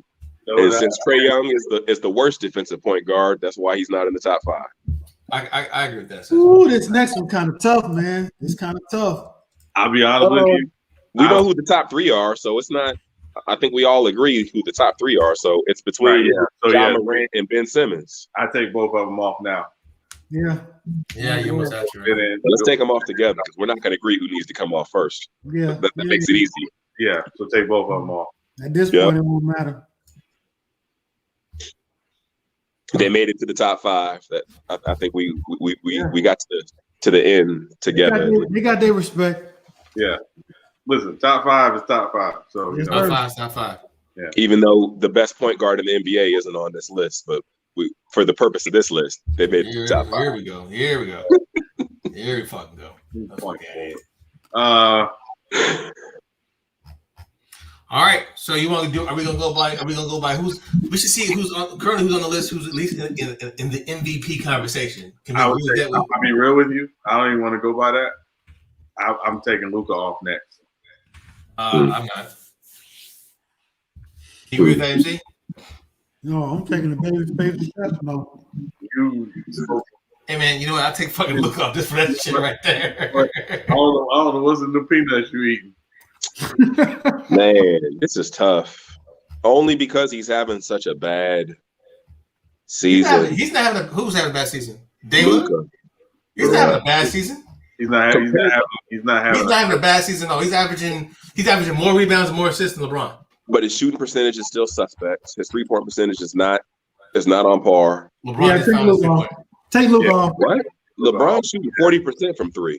Yeah, that's not gonna last. But and I feel bad because I picked Luke as my preseason MVP. I thought he was gonna win MVP this year. So I think we're on this point in the way he came. He still can. He still can. But I just to see what I saw to start. He can't win MVP because his team's not winning. Right, and he came in overweight, and I was like, yeah. Hey, speaking of that, man, you see how Kawhi looks since he dropped that weight? Yes. Man, looking kind of raw out there. I don't like talking about them Clippers, but I got to give respect where respect is due. Man, that motherfucker balling, man. Yeah. And to keep it real, as long as they stay under the radar, they actually have a chance to be successful. So here's and that's the way it has to be, right? Because that's their personality. They have to be the underdog piece and not have any kind of expectations on it. But Luka Doncic right now, if I'm reading this correctly, right? If I'm reading this correctly, he's averaging 27 points, 9 rebounds, 8 assists, and 1 steal per game. And what's his 3-point percentage? Terrible. 29. He's still trying to do that little dribble step. We're talking about top 3. So if it's not Luka, then we're definitely not taking off Dillard. Well, I'm not taking Dillard off. So does the panel say? So all 3 of you guys agree Luka comes off? Luka comes off. Okay, then cool. I have no say in the matter. Because otherwise, it's going to be your guy. Your guy ain't on a fucking thing. Shut the fuck up, man. Get the fuck out of here. So anyway, because SOD made the list. That's why. Shout out to SOD. You guys have great content. Keep it coming. We'll continue to use it. You guys are awesome. Right. So Dame Lillard. It's time for what? Who said Dame Lillard? The Warrior fan? Yeah, they gotta come out, bro. No, Steph Curry. Yes, come on, bro. Stop. I just saw Dame Lillard hit the game winning shot with his eyes closed last night. So didn't Steph Curry hit 62 points in the game? That was a long time. That was last month. What? and how many? What the fuck? Come on, bro. Come on, man. That was last month. Man. It wasn't a peanut. Dame Lillard's way by every team in the NBA. What? They good, Sean. What are you talking about? What are you talking about? There's no. So you telling me that? What's the numbers look like, Cisco? What's the number? Give me a second. Well, I know as of right now, Steph Curry is 29 points a game, 5 rebounds, 6 assists, and 1 steal. What's their record? Warriors 11-9 or 11-8. Okay, what's Portland? I don't think Portland's having too good of a year. They're not. Plus, McCullough. Yeah, McCullough hurt. He was out. Yeah, he's out for an extended period of time, right? We always do that. That's every year. That's every year. Same numbers looking like. So, right now the we took out Mike Conley. Is he the starting point guard for Utah Jazz? Yeah.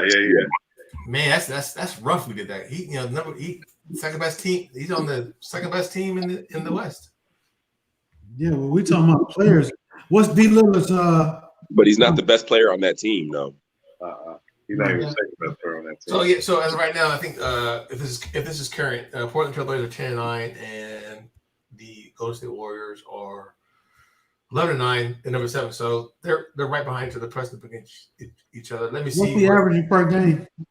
So what are his numbers? So 28 rebounds. 28 rebounds, 28 points per game for Dame Lillard, 4 rebounds, 7 assists, 16.3 player efficiency. I think it's let me see if I can PER? PIE. What's PIE, Sean? You said PIE? Yeah. That does not. Oh. Yeah, there's not. That's what James Harden was eating all summer.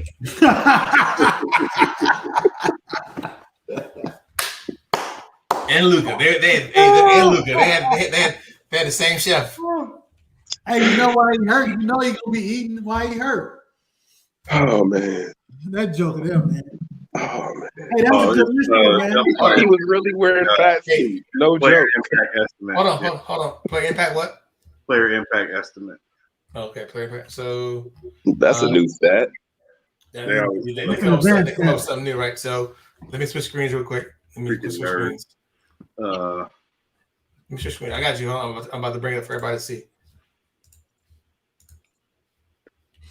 All right, there you go. So 2021 advanced filter. So I got to flip this. Apologize. Okay, good. It rotated. We're good. So more points. I mean, all things, it's pretty even. I mean, yeah, really. That just goes to show we did a hell of a job with picking these.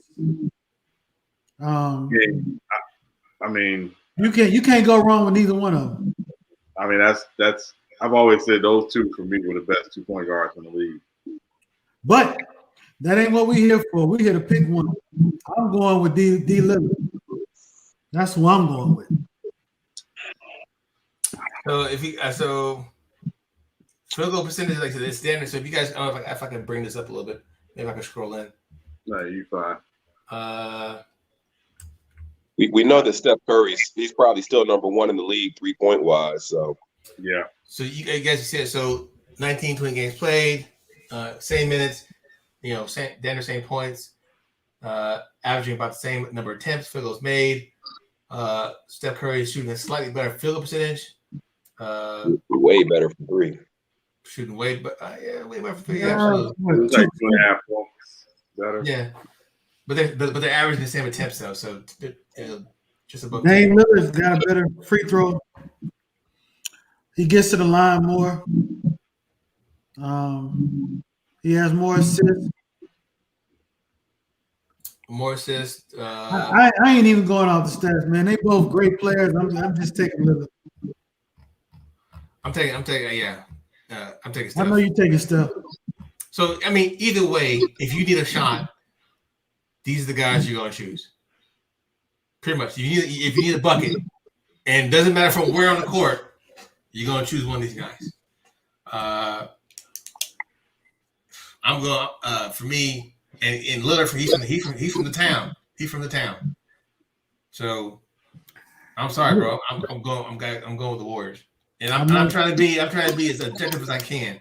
I'm basing it off because he's a champion too. Yeah, he's been MVP. So when it comes to somebody, I think you have to look back more at the body. Yeah, but he wasn't MVP of the finals. But there was times where he should have been though. Was he even in the finals? Did he show up? No. I mean, stop playing, bro. Stop fucking playing right now. Stop. Hey, I'm gonna still give it to you. Because you know what? He busted your boy's ass. LeBron's ass. That's not what I recall.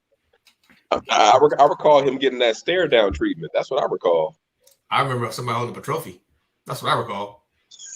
It wasn't an MVP trophy, was it? If you have to debate over trophies, okay. I got you. Good job, bro. I just know he got 3. LeBron got 4. So he's 3-1 in the fucking. He's 3-1 in the fucking finals. What you got? Who you got, Big E? Who you got? You got D. Lillard? I'm gonna actually have to go with Curry. With Curry because of the question is who's the best point guard? Yeah. And unfortunately, Lillard's never been in a position. He's never had the tools that Curry has. So it's really difficult to tell if he's better because he's never been in a situation as good as Curry has been in. And because of that, I'm not going to just say that he is better just because of the fact I like what he does. Well, I think he does more than what Curry does. That's respect. Let me ask y'all a question just before we close this out, because we got to close this out. Who do you have, and if you're looking at all-time point guards, who do you have higher on your all-time point guards list, Steph or Dame? Steph. This body of work wise, both of them are like attitude wise. They're both humble dudes, but they're both assassins. They both have started with very low expectations and have exceeded their expectations tenfold. Have been MVP caliber players. Both have been central focal points for their teams, and they carry their team. So. It's literally splitting hairs. It's really splitting hairs. But I would put Curry just because of the championships. I know that deals a lot more. with coaching and teammates. I give Dame a lot of respect for staying true to his team, knowing that he was going to carry a big load without getting a lot of help in. But unfortunately, the results just not as been as good as the competition. So, especially since he won without before KD got there. Otherwise, it might be a different story. Right. Okay. Yeah, you just gotta really, if you're a real basketball fan and you know the game, played the game, and watch these guys' career. Steph Curry, when he was playing at Davidson, when he run in the tournament, I seen a lot of great players, man, but he was putting on. I mean, you just saw it, bro. He worked on his game to the point where you just gotta respect it, man. You just gotta respect it. Yeah. And I have Steph honestly as the fourth greatest point guard of all time, and I actually think he's going to get to third before all is said and done. I can't put him ahead of Magic, and I can't put him ahead of Oscar. But I could have a conversation about him and Isaiah here in a couple of years. Is he ahead of Isaiah already for you? No, I got him behind Isaiah. I got him. Okay, Isaiah's 3. Yeah, I got Isaiah 3, and I got Steph 4. I got him just ahead of Stockton. Wait, you said Magic, Oscar, Isaiah, Steph, then Steph, and then Stockton. Oh, okay.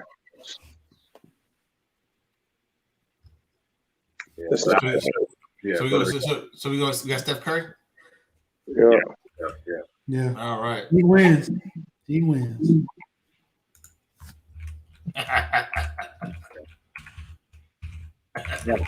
I mean, hey, that's what it is. Yeah, it's just for the record, my top 5 was going to be top 5 90s dunkers. So we'll do that next time. Okay. Yeah. All right. Hey, listen. We'll be back on Wednesday night. This was fun. Respect. Went a little longer than I expected, but no problem. I want to thank everyone for joining us as usual. And if you haven't, please don't forget to like, click, and subscribe and share the U3 Sports Talk channel with all your sports fans friends. We want followers. We want people to join the U3 Sports Talk movement because this is a movement. It's about us. So, again, thank you all for joining. I apologize for the language with some folks tonight, but hey, I don't apologize at all. That's how it goes down. Yeah, for what? Listen, we try to get sponsors, okay? So, if we a sponsor, I'll be clean. That's what I'm talking about. I ain't being clean either. See how I just flip the switch on that one? Yeah. But you gotta thank Big E for joining us tonight as well. I don't know, man. Always welcome in, especially with this basketball conversation because Lakers fans always make it fun. They do. Yeah. But Big E, appreciate you joining us, man. And if y'all haven't already, please check out our interview with Big E last week. We talk all things Lakers in LA on the U3 Sports Talk YouTube channel. But hey, listen, that was fun. And let's Wednesday night we'll be back at it. Wednesday night. See you Wednesday. All right, peace, fellas. Salute, y'all.